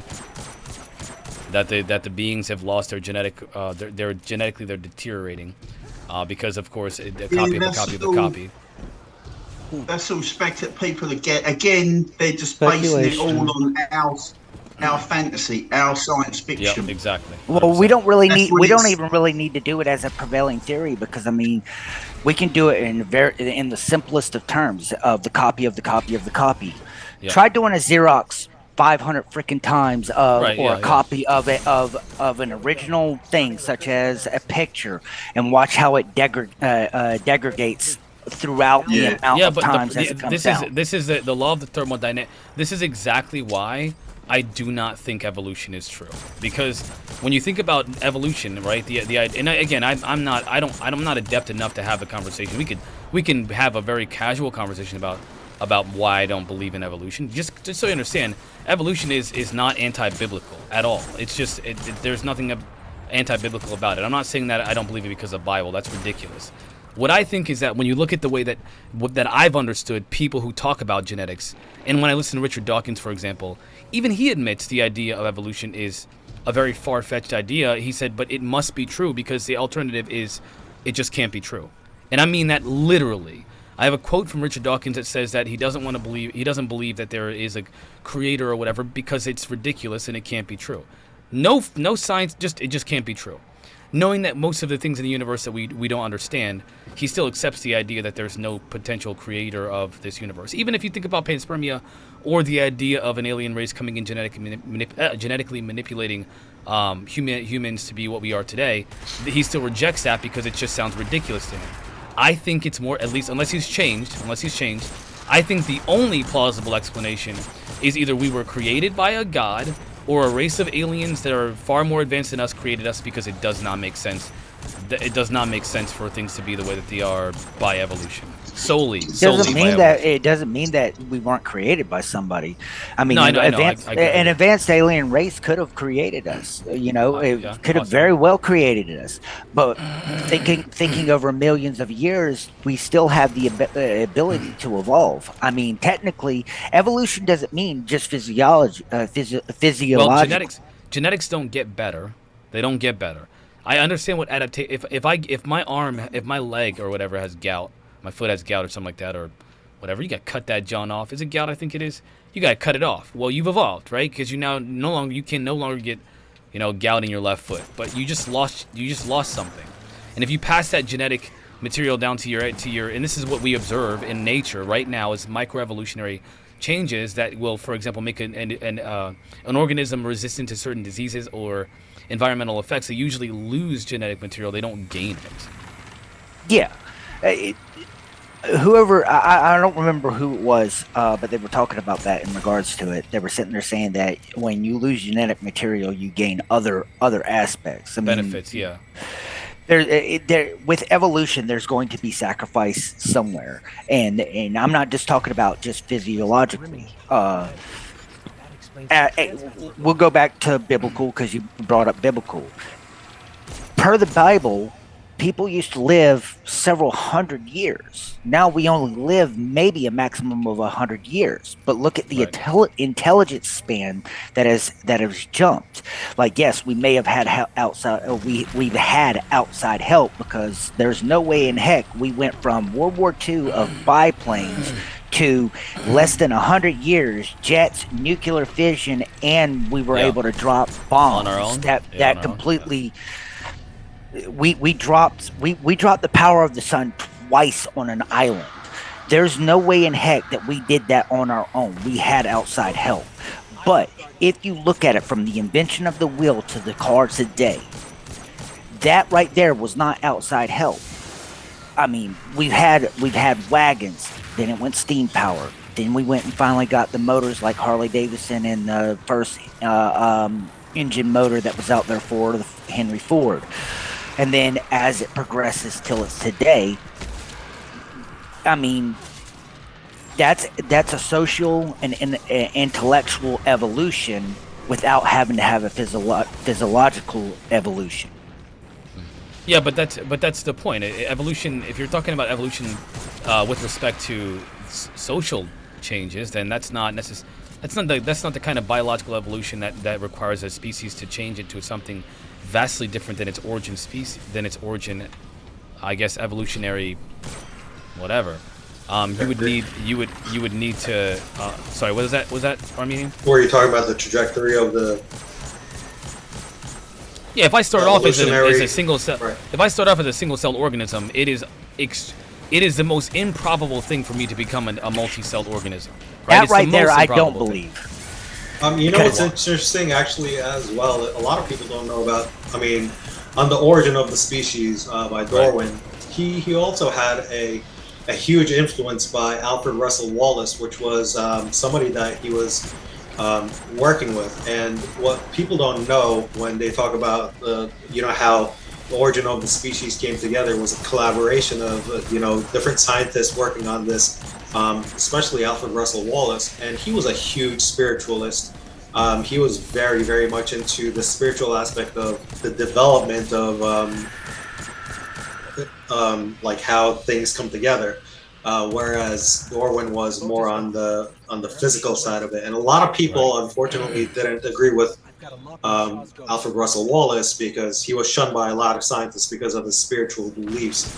But his Darwin was treated pretty badly too. Darwin was considered a nut job too. But I didn't know about that. Actually, I did not know that.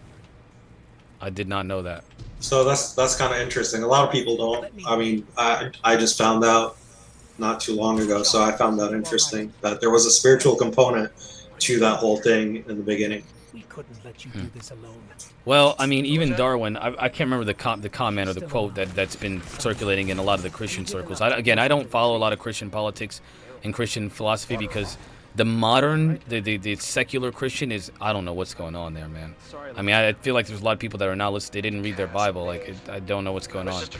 But either way, and by the way, you shouldn't deny science because, like, denying science is insane to me. I don't understand why you would deny. Just because not everything is right doesn't mean that you should deny science. It just doesn't make sense to me. And a lot of, again, modern day secular Christians do that very thing. So they do. This is a very good. This is a very good and expansive conversation we're having here. I appreciate the diversity of thought here. I want to talk about these ideas of different species or different types of aliens. Now, this is a theory that I have that I'm more prone to believe. I am of the persuasion. This is my belief. Okay, that there is either a singular entity or singular intelligence or one type of being that is operating outside of this realm of existence, outside of this physical plane, or in some kind of a parallel universe or dimension or whatever, that is manifesting beings that we see in all different forms throughout history. They have been doing this. And that I don't know, again, we can talk about purpose and intention, but that's my perspective, and that's based off of Jacques Vallée's books, John Keel's writings. Those are the two people that massively influenced my perspective about that aspect of the phenomenon. I completely agree with you on that part because back to media again. Stargate SG-1 targets that with Ascension, the Ori and the Alterans. The Alterans are good, the Ori are bad. They ascended to a higher plane of existence, and the Ori were messing and sending beings down, messing with people and trying to convert. So you hit on that. They hit on that topic as well. Yeah, it's interesting. It's interesting. I'm sure a lot of these sci-fi get a lot of their stories from, like, I mean, the Book of Enoch, and it talks about the Nephilim.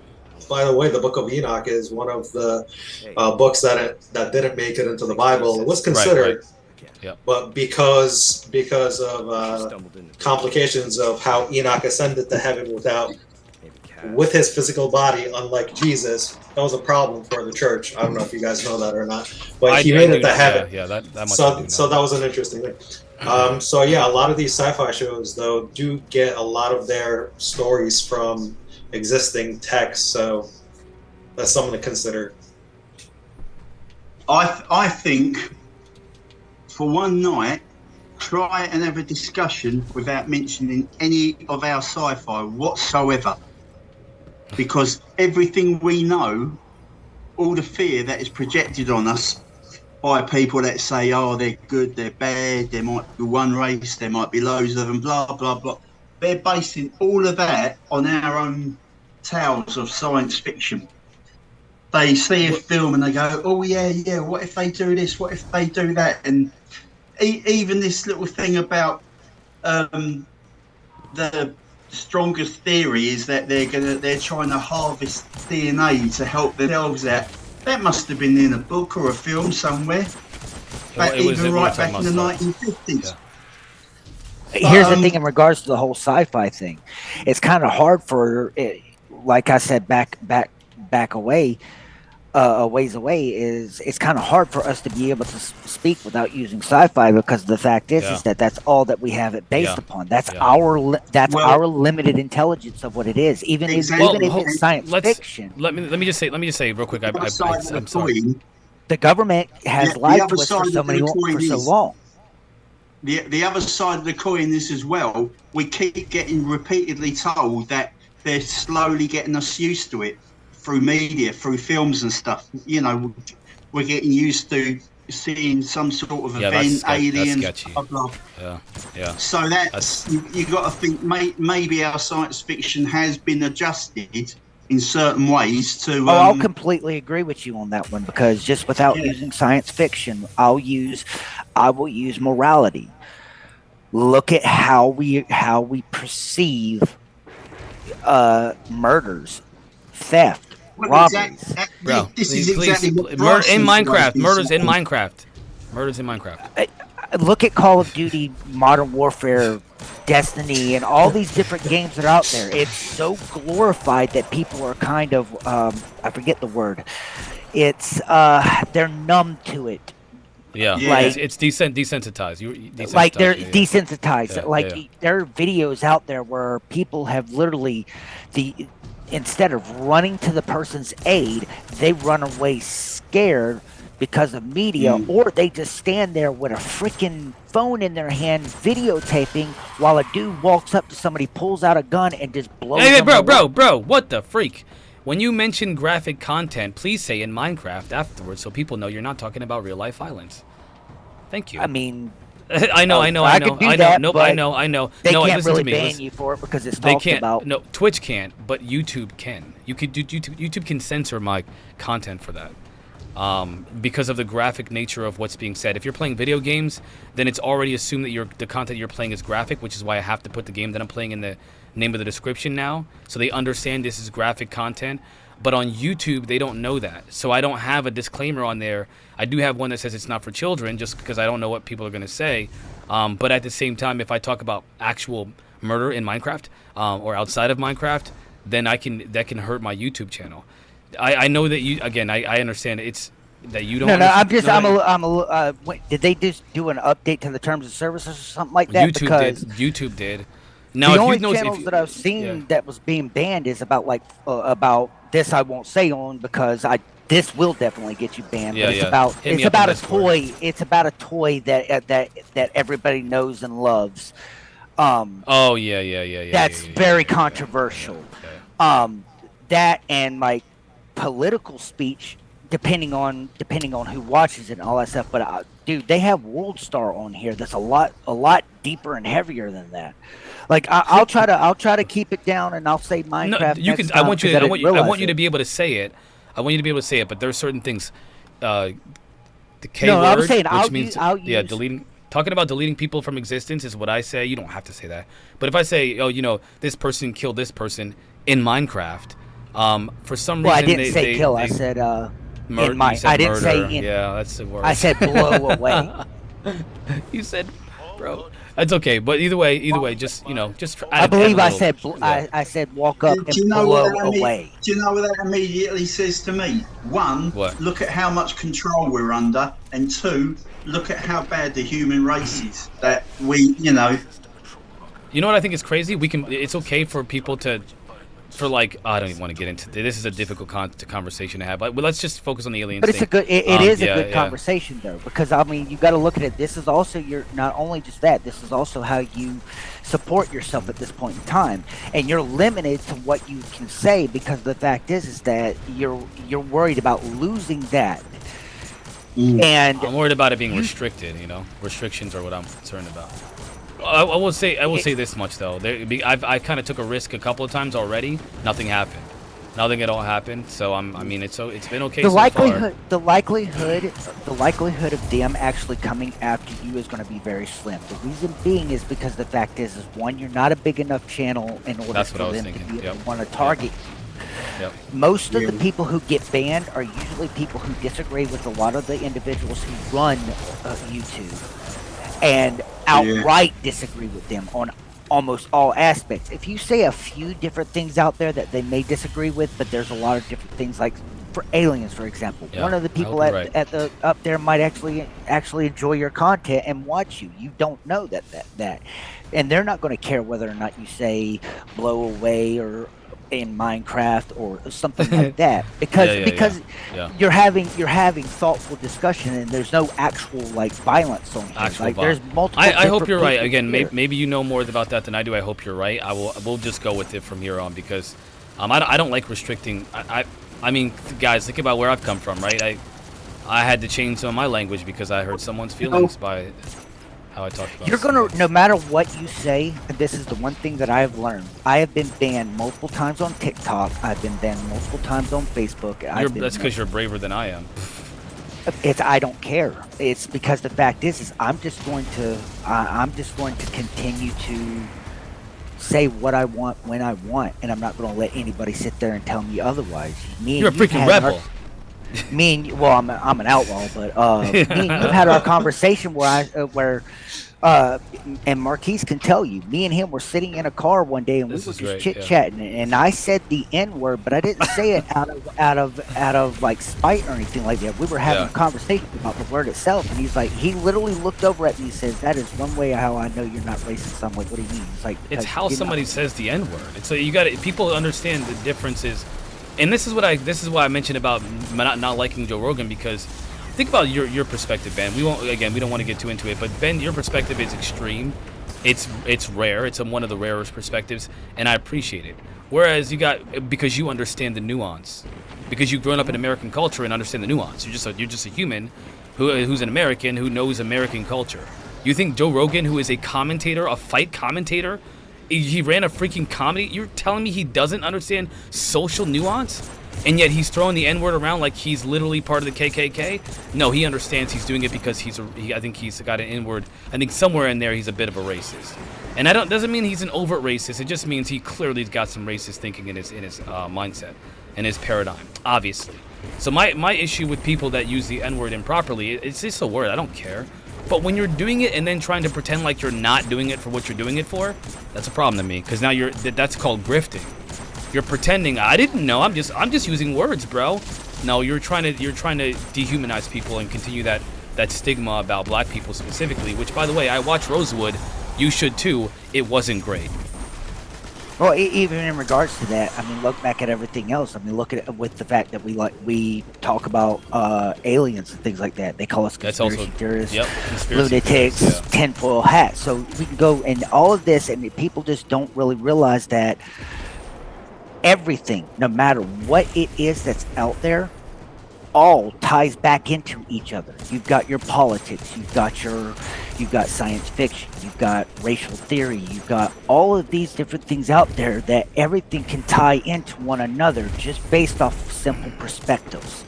Yeah, and we can't make sense of any of it because everybody has a different opinion.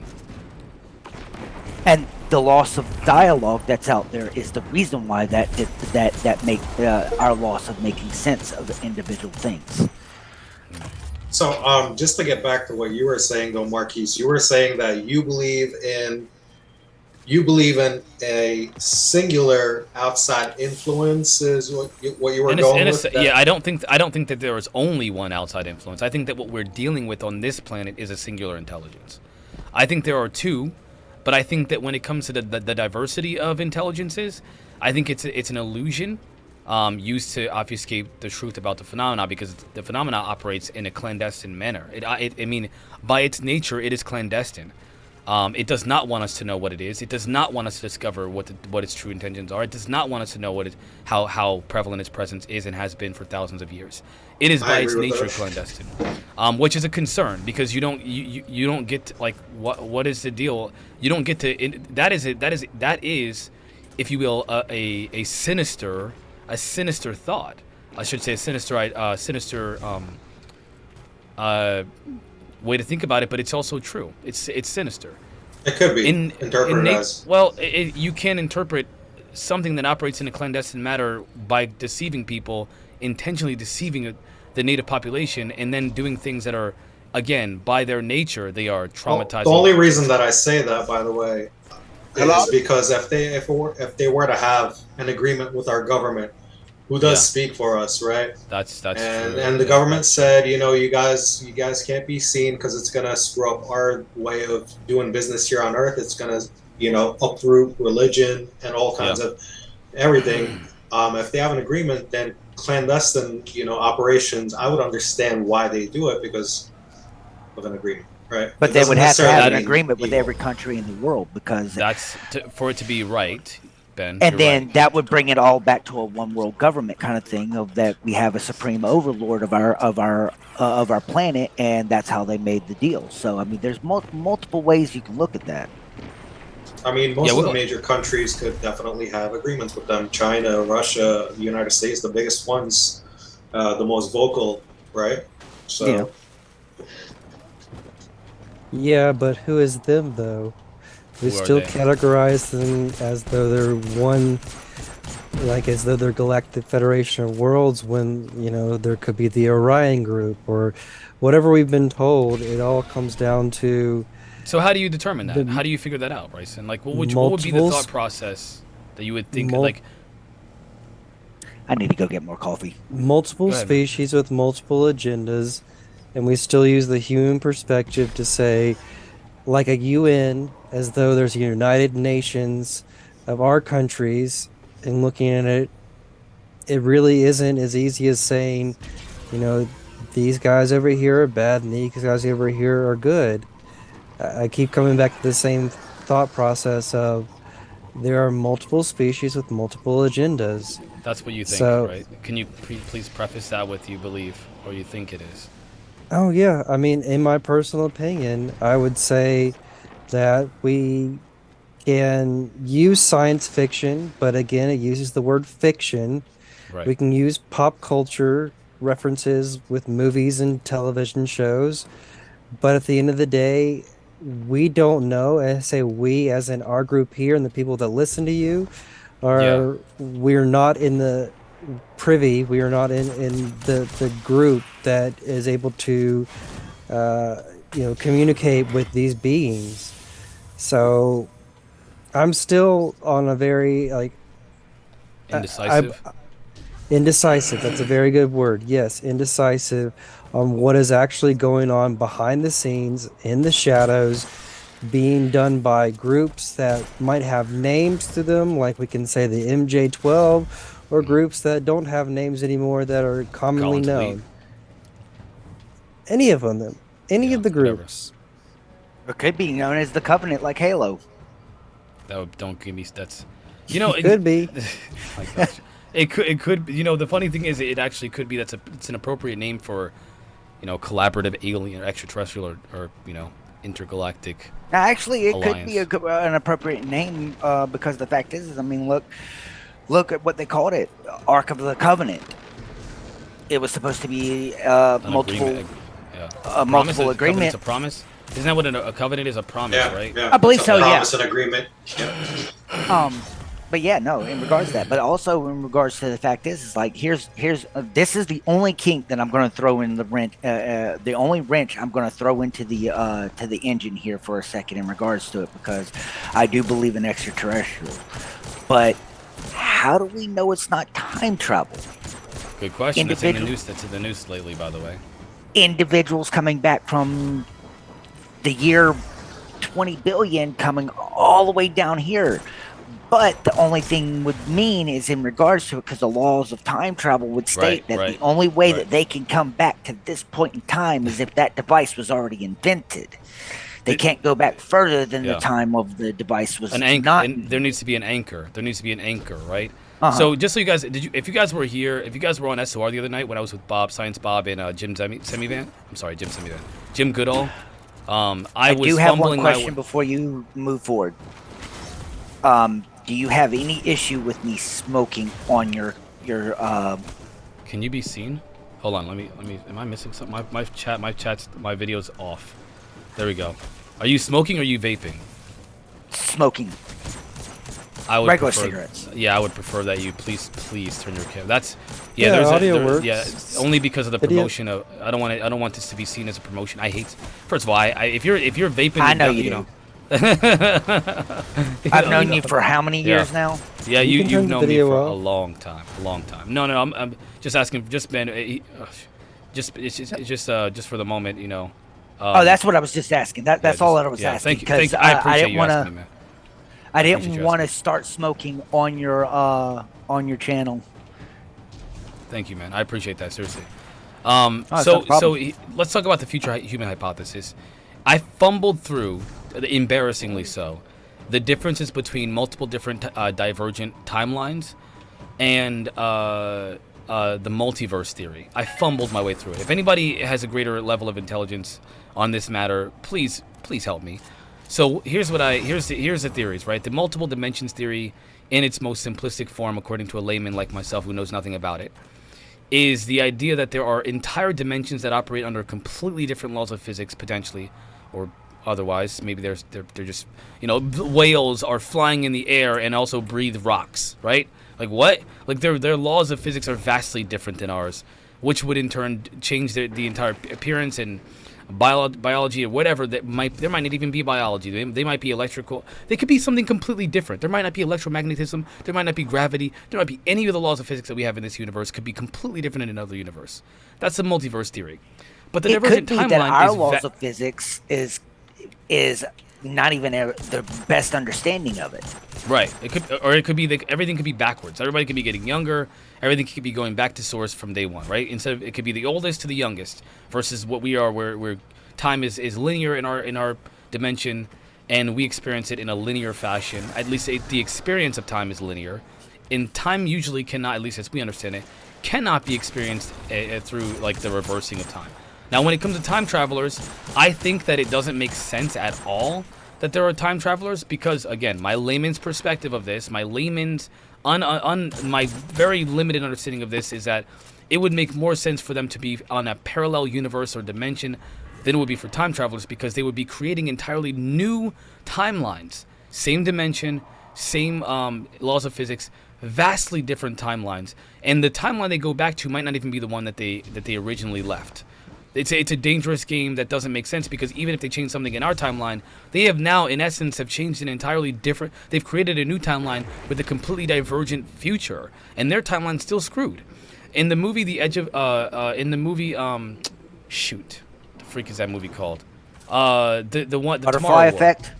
Not that one. Oh, that's Tomorrow War. The Tomorrow War. The idea was that there was, like you said about there was an anchor, but the anchor was a time. And so they found a time, they anchored there, they created the machine, they took the machine with them because they couldn't get back otherwise. They took the machine with them so they could have an anchor back in time. And they wanted to change the future, which was an alien invasion was coming and they were going to destroy humanity. And so the future I've humans... seen this movie. Yeah, but for those of you who haven't, this is the premise. We all know that this is what happens. But you understand how the ultimate conclusion was. That future, it's already been determined. There is no changing it. There is no changing that future. It's already been determined. I'm not going to say what happens, but whatever's going to happen in that future, whether they win or lose, it's already been predetermined. You only change the future that the past is from. Because you're not going back into your past. you're going back into another past, or you're going back into the same past and creating a new future, which is a totally different timeline. Now you got two different completely potentials. erase that timeline.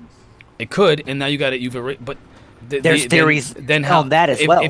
Yes, but if you do that, then it would then that would also make no sense, because that timeline that potentially got erased would then there never have gone back in time to make any changes, and so it would just be part of a continuous timeline. You know, that's where a paradox comes in. Yes, which is why I don't think that I think that we're talking about something that's so theoretically impossible, improbable, I should say, that it doesn't make sense. It's not the most sensical thing. It's not impossible. It's just theoretically improbable. It's theoretically improbable right now due to the fact that back in the 40s, Einstein even talked about potential of time travel. Our understanding of it right now, what we as society understands it right now, is very limited. I'm not saying that our government or any government doesn't have it. It's just that our understanding of it is completely limited to it right now. So all we have is based off of movies, media, and theories that are out there. True, yeah. So I mean, it could be like we have to base don't we have to base these things off of what we understand though? Like you can base anything off of potential, but then you're creating a potential that's based off of nothing but potential. But this is where you have to think outside the box, because a lot of the theories that are out there that I have looked into, not only with just time travel, but extraterrestrials, different types of dimensions, things like that. I've taken pieces from every single different types of theories out there and did research on it to where I'm able to come to a conclusion that there's a possibility that every single one of them could potentially be right, but in a different manner. Whereas, like, we'll just use, since we're talking about the time traveler's paradox, you can still create a paradox because of the person individually. Let's say we'll use the Tomorrow War. They have their physical being has left their time frame. So they are no longer in that time frame. They are here in this current time frame. So they have created a fixed point in time for them to stay. They can't do anything other than that because now they are in a fixed point of time. Okay, so they're stuck here. They could be stuck here. They could potentially be stuck here. Once they do that and change whatever future, that gets erased because they left that time and became fixed point here. I forget which of the what show it was that I was just recently watching. It was talking about how changing fixed points in time. Oh, The Flash. That's exactly what I was fixed points in time. Yeah. Certain fixed points in time cannot be changed, but the future could be. That time of when they came back here could be that's a fixed point. Well, hold on. Be careful, because that movie is so the trailer for that movie is so ambiguous that when I watched it, I did not expect at all for it to be what it was. It was an excellent movie, by the way. Oh yeah, I loved it. I don't care what you think about Ezra Klein and how weird he is. That was an excellent movie. I mean, absolutely fantastic. I don't know what the freak was wrong with people, why they didn't like it. I think I don't want to insult people who don't like the movie, because there might be people in the chat that don't like it. But I'm telling you, man, I can't imagine why people didn't like that movie. But there's also that theory from it. Gary, you guys would love it. I'm sorry, what's up, I've never seen it. You really should watch it. It puts a lot of theory out there. Yeah. I was going to say, like Karaoke said before, you're wrong. That movie is trash. Okay, now I'm going to insult people who specifically say that movie is trash by saying that your consciousness is just too simplistic to understand the complexity of the movie, which makes it fantastic. Do you understand how much you've missed? You know what? Don't get me started. I'm going to nerd out here. I'm about to pull my head back up. You got me all worked up. Hold on. Yep, Marquise, I've got one for you. This is going to blow your mind, right? I'm ready. This will blow your mind. Think of this possibility, right? All right. How evolved do you imagine the aliens to be? Whoever it is, from whatever dimension, whatever. How I think evolved they're beyond evolution. I think they are a perfect being. I think they are completely created. They are completely unchanging beings. I heard a podcast the other day, and somebody was saying, what if they are beyond absolutely anything we could imagine? They're beyond gods. Gods are like butlers to them. They're beyond that. And what we see in the orbs and all of that stuff, they're gardeners of the universe, and they're just coming to tend to the ants at the bottom of the garden, which is us. Could be. He's got a good point. That's one They're possibility. tending. Yes, but that's a okay. Tell me, what is the other one? You had another one. Well, what I'm saying is, just imagine how evolved they must be to want to branch out further into space. They must have every aspect of their lives, their society, they must have perfected over, if it's thousands or millions of years, I don't know. They must have stopped all wars. They must have the perfect health system. You imagine things like that around this world that we rely on. They must have perfected to so much to the extent they go, okay, we've done all that. What should we do next? I know. Let's go and explore space. So to actually, in my mind, to actually get to that level, any aggression, any we're going to go and eat people, kill them, whatever. They must have got through that, you know. So if they're coming here, I don't think there's necessarily going to be a threat or not. Do you know what I mean? Now I want to say shout out real quick. George Egasonic, what's up, man? Welcome to the chat. Sorry, go ahead, guys. All right, so in regards to this, we're going to speak on that for a second. This is just I want you guys to know we do the show. We got 20 minutes, and then I did not prepare for. Honestly, I feel like we should have a much longer stream, but I wasn't prepared. If you guys want to, tomorrow we can start earlier with the roundtable, because honestly, I feel like this is such a great idea. Whose idea was this, by the way? Was it Bryson? So what happened was on Saturday, I kind of hijacked your chat, and you misclicked on Discord. Yeah. You misclicked on Discord, and I just kind of like hopped in on Discord, and then we started doing it on Sunday, and then you were off on Monday with your family, and Tuesday, and now here it's Wednesday. So, you know, it's just like a spontaneous thing, which is beautiful. Spontaneous It might be a good thing tomorrow that we just, instead of doing any kind of like commentary, just have an exact round table for everybody to put their theories out there and have the discussion of it. Just a full day of it. Yeah, let me ask the chat first. Chat, tomorrow, would you prefer that we start off with a round table, or do you guys want to hear me pontificate about the news? Ask chat. And then, guys, are you all open to being back here again for more roundtable discussion? I stay home and watch my kids. I have nothing else to do. You know this, Marquise. Okay. So you're good, Whiplash? Karaoke? I'll be here, yeah. Bryson? I need Marquise to moderate the chat, not the chat, but moderate the roundtable. And I need Marquise to bring up topics that we can all talk about. Yeah. Okay. Because you got it. we're all have all over the place. Yeah, right, and we all have various different perspectives, different journeys, and different experiences that we were all on. But having an actual coherent, fluent discussion. Yeah, we need an anchor point. In which you can choose topics. Topics is the biggest thing for us to all be able to, you know. Two things, Bryson, real quick. Want to say, the Armenian, you down? Oh, absolutely. But I would really enjoy, like before the roundtable, if you have anything to bring to the table, like you do your own segment first, and then talk about things that are really interesting to you, and maybe we could talk about those things as well. 100%. 100%. Okay. 100%. All right. So here's what we're going to do. More organized. That's what you mean. Here's what I need from you guys. I need an understanding that if we do this roundtable again, and if we're gonna make this a thing, which I really want to now. I really want to do this. This is a thing. You have to understand that if I'm going to moderate, I have to interrupt people and say, okay, we got to move on to the next person. I hate doing that. I think it's so 100%. disrespectful. Well, here's a good idea in regards to that.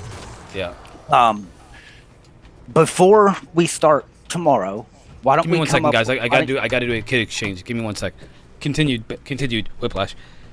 Well, it's specifically for you. Well, if he agrees to it, what I think we should do is if he comes up with a bullet point of topics for us to be able to discuss tomorrow. Yeah. And then we take tonight to come up with just some ideas that each of us individually would like to be able to talk about in regards to those bullet points, and then we do our research in regards to it, because you know, it might be something that I don't have a lot of info about, that one of you might have a lot of info about. So we do some research. That way we could try to keep it on topic, because we were all over the place, but it was because there was a lot of different things being thrown in through the chat. There was also a lot of things that were being thrown in through the actual roundtable and all that stuff, and me jumping in as well, because I do talk a lot. The one thing I'm not too keen on is when we repeat the same thing every night. You know, That's why I need. That's why we need different. That's why it'd be a good idea. That would be on Sunday a good idea for us to be able to have different bullet points. He come up with our bullet points for tomorrow. So I'll just use today's multiple topics and just as an example: time travel, extraterrestrial life that may be violent or non-violent to us. The history of time travel, the history of how our government has lied to us about, like, Roswell, things like that, using those as different bullet points. And we all find our different topics on how we're going to integrate it into the roundtable. I think you guys are 100% right. Yep. Yeah, the only problem is about.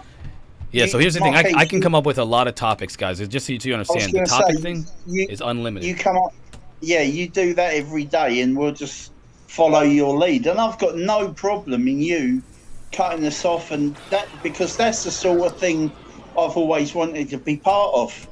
You know, like as long as we stick to the bullet points, I don't think we'd have too many issues. That's right. Yeah. The only thing about that is, in order to have a fluid conversation, we have to be able to divert to kind of sometimes. If we got to bring it back. We need to do this with each other, because each one of us, obviously, especially me, Garyoki, and Whiplash, can talk quite a bit about a lot of different things. So, like, you guys can reel us in too. Just because this is my show doesn't mean that I don't need you guys' help. I mean, I'm just a person, right? I'm just a dude, just like you guys are dudes.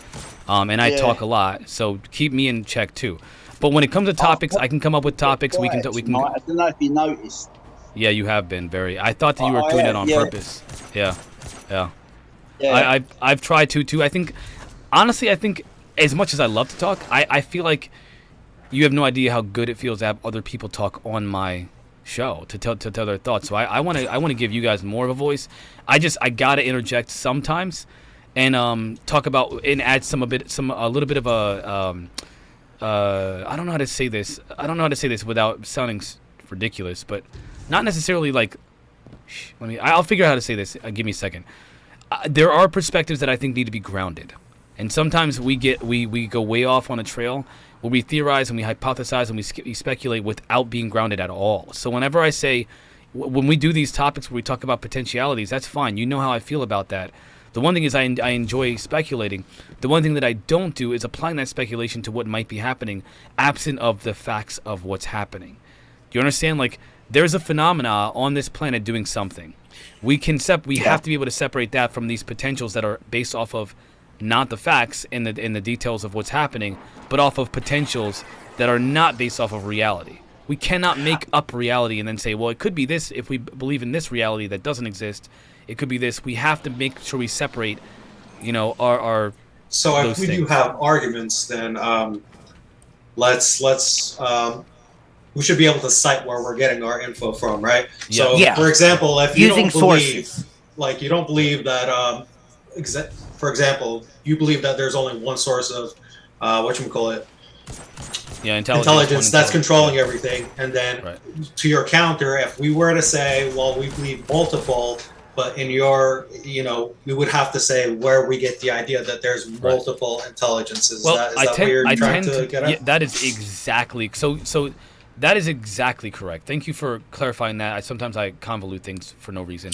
So, Bryson, don't raise your hand. Just interject. Just That's interject, how a just debate interject. is supposed to Yeah. work. Like Yeah. we're all, none of us are getting mad at each other. Just go ahead and interject. Yeah, man. You guys are all Yeah. respectful, and again, that's the biggest thing for me. But at the end of the day, I think the best thing that we should do all together is to have almost a timer in which we can all talk it, for a certain amount of That's time. good. Okay. Yeah. You know, we can do something that. where We like, can do that. 2 minutes Yeah. for one person, 2 Well, minutes for I the think we next should person. max out at a time, because what I don't want is the 2-minute thing is a great idea. We should max out at that time. We should not give 5 minutes to somebody who doesn't have 5 minutes to talk. You know what I mean? Like, you might not have a we all 5-minute have point, different- but that's 100%. that's good. I'm doing that. I'm gonna so we got topics. We have a time limit for responses. I have a timer right here. I could, since I want to make sure this is as easy as possible for everybody. So I'll set the timer. I'll lap it. It's not going to be perfect in terms of the whole Right. show, but it will be good for. Well, our here's conversation. in regards to one of those things is the timer's a good idea, but the problem with that is that as we get further along, let's say I say something and the Armenian wants to do a Interject. rebuttal to something, Okay. but it's Bryson's and then your turn and then Gary's turn, and then we get completely away from the original thing that I This is said, a and great- then he So can't come back to say here's it. What So here's what we can do. Here's what we can do. I got it. I've watched these debates panels on Twitch and stuff like that before. Here's what I've seen people do. They have like the initial conversation is, here's my position, here's my thoughts, here's my theory. There it is. Somebody else says, okay, here's my thoughts, here's my theory, here's my position. Somebody else says that, and we do that. And then after that, we say, okay, let's talk about this. 2 minutes for each person to talk about it, and then we go off on addressing each person's topic, or whichever one we find most compelling to address. Yeah. But we do it in a more fluid way. We do it more fluid. So Marquez, like the you interjection. know exactly how to do it. we just I've gotta seen- see if your chat's going to enjoy something like that. I think Because they if it's love going to it all. look, I think they love if they're this, going to, this is just my hypothesis. If it's going to look similar to, like, say, the presidential debate, people are not going to really want to watch it. No, it's kinda gonna be thing, like because it's they gonna be like seeing Destiny and the Vouch. discourse. For sure. It's gonna be like Destiny and Vouch. No. Think Destiny. What's up? Gary? Marquise, I've seen you on loads of different podcasts and roundtables. You know how to use your Jedi. Yeah, this is know, vastly all- different though. The difference between this and what we do on the roundtables, other roundtables, is that we have to monitor very much of what we say. And so it's Yeah, more but about show and theater than it is about actual conversation. I'm not being disrespectful. I love the roundtables. Well, but here's the thing. what Here's I'm the on thing. about is the I want you to absolute go watch basics somebody of named it. the Fat Electrician. He's a military guy who we'll check it out. Go. He's actually got Send a it to me lot of followers. Yeah, send it to me in Discord. But Karaoke, please finish what you were saying. What I was trying to say is forget about the theatre and the subject, whatever. The absolute basics of setting it up, of holding the round table. Use all your SOR skills, all of that stuff. Yeah. I don't mind you talking over us. As long as you and- guys don't mind. Yeah. Oh, okay. Yeah, Okay. absolutely. I don't mind, because me personally, this is what I've always wanted to be part of. And if there's rules, there's rules. You know. If we Okay. got You guys are on board, all of you. 100%. 100%. Yeah. Tiny little things like don't talk over each other, respect each other's, like, let them speak, that sort of thing. I suppose in a way it's like going back to school, really. But Kind of, and you will get so many more topics covered that way, rather than the 2 or 3 that we each spend 45 minutes talking about. True. And then going back to it and then talking about it all again the next night and the night after. So Okay. yeah, Done. Yeah, Done. we're We'll do it. we're not in a room together. We're not all sitting together. This is all over the internet, so it's all very hard for us to be able to, Marquise is the moderator, but it's all hard for us to be able to sit here with our, time limits. I don't want a time limit. I just, want, like it's a discussion where, it's the Armenians' turn or it's Plant Zombies' turn. It's whoever wants to we'll join. go into cycle versus time. We'll go into cycle versus time then. Does that sound For better? sure. We'll max yeah. out at like 3 to 5 minutes, because that's a long time to be talking for one. You might as well just start a YouTube channel and post your video. and we'll just watch it, right? Well, that's where the interruptions come in. Because I mean, we've been talking for probably a better part of about an hour and a half, 2 hours since I've jumped on, and we've all interrupted each other, and not one of us have actually gotten mad at one another. No. So. As long as we're respectful through our interruptions and everything like that, say, hey, I got something in order to say on that. Like I've said a few things. Gary's popped in a few times. I think it'll go. I think it'll go famously because the fact is that we're able to touch on the points as they're being made. Okay. And like I said on Discord, I can't remember, last night, yesterday. I really want to learn like the American etiquette of having a conversation because it's totally different over. You see our Parliament screaming and shit. It's like a Punch and Judy. Oh, you're going to see two parts of it because, you won't see two parts of it with us, but there's two parts of it no matter what. The same stuff that happens over there for your Parliament happens right over here in the U.S. Well, I know, like you just I would definitely say structure is a good thing. I'm with Bryson on this because structure is absolutely important because I think if some people just naturally tend to speak more than others. Correct. Yeah. So if if you got someone to say, you're going to keep talking without other people interjecting. That's a personality thing. But if it's a structured thing, then hold on one second. I got an idea. It would be more beneficial. I think we have. Hold on. Let me see if I think I have a tool just for that. As a matter of fact, on Twitch. Let me just check. I don't want to hear about your tool. Oh my god! I don't want to hear about any of your tools. You son of a. My tool is bigger than yours. Oh my gosh, you guys are stupid. All right, well let me see. I think there's a timer. Marquise and his own football team. I don't want to know about your tool. Yeah, you. I think you pretty much understand if you look at my football team. Oh man, I'm gonna have to figure it out. But I think there's a tool for that. But either way. I will definitely be able to add some moderation to this and do the thing. I think that's going to be awesome. Honestly, it's what I've always wanted to do. I've watched those and I've been like, oh man, I wish I could be a part. And I'm glad that I can be a place for people to foster that kind of conversation. I got it, guys. Listen, we're 3 minutes from the end of the show. I do believe that the moderation is needed, but like Bryson was saying about the time limit, there might be a theory that one of us have researched, like yourself might have researched, that that might take longer than the 3 minutes. That's the reason why I was saying if you need to say that, just state that. Yeah, please just tell us. Just tell us that. Yeah. Tell us that. If you're like, hey man, I got a theory I want to bring up, but before we start this conversation, then I got to do my intro. Obviously, I got to do my opening. When we have these conversations, I got to do the opening as well. But then if you have something to say about, oh, listen, man, I got to, I'm ready to talk, I will give you that spotlight to have that conversation. We can start off with that, but we'll still keep to, after you put that out there, we'll stick to the structure. Just for the sake of keeping the continuity and the ease of conversation. Yeah. Like I've always said as well, Marquise, you need to announce your GoFundMe, whatever, every half an hour. Or I tried to, yeah. Okay. Can you automate that and just put that in chat so it automatically just comes up? I actually don't know. I don't know that much about Streamlabs or Twitch. I don't know. I'm gonna be honest with you. I'll look into it. When me and you run a game tonight, I can help you with both Streamlabs and Twitch. I know how to run them both. I appreciate that, man. Yeah, we'll chat. Somebody had asked earlier about what type of coding I do. It's like, this is the type of coding I do. Coding for apps, coding for different types of video games, and coding for things that are integrated into streaming services such as YouTube, phones, things like that. So that's the type of coding that I do. Right. Dimensions of Reality. I wonder if anybody knows Dimensions of Reality. I just hope you guys understand. That's me. That's the name of my Twitch channel, and that's where Dr. Door comes into play. Dr. Door is Dimensions of Reality, DOR. That's where I got that from. So in case anybody doesn't know, when I post in the chat support, the GoFundMe link there is how you guys can support the channel, so that we can keep doing this. Because honestly, like I said, I'm doing this full-time professionally, both here and SOR, and I'm glad that you guys... There's a lot. I do have support. It's great, and I appreciate it. And I just want to say I can't believe that you guys are here for me. So, and we're here for each other. To be honest, I think this is about involving the greater public on the subject. These conversations are entertaining, but they're also stimulating for us and for the audience. So but I got, guys, it's 4 o'clock. I gotta go. I'm sorry.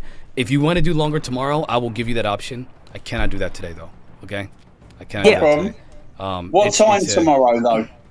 12 o'clock. So 12 p.m. Eastern, Monday through Friday, unless mentioned otherwise in Discord. Sometimes I say it at the end of the show. Right. I gotta start mentioning in Discord too. That's my responsibility, not yours.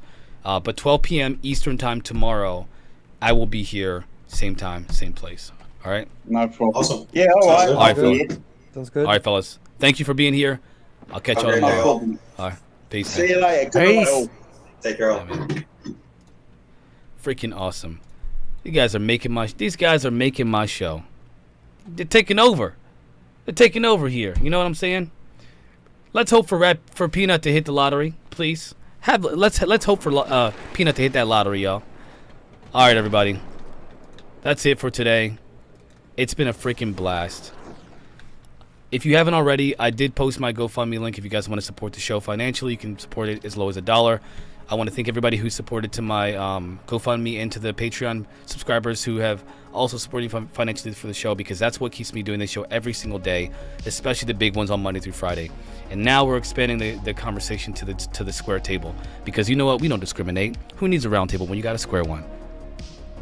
You know what I'm saying? Ladies and gentlemen, I love you guys. I'll catch you tomorrow. Same time, same place. Till then, my friends, Dr. Doors out. Peace.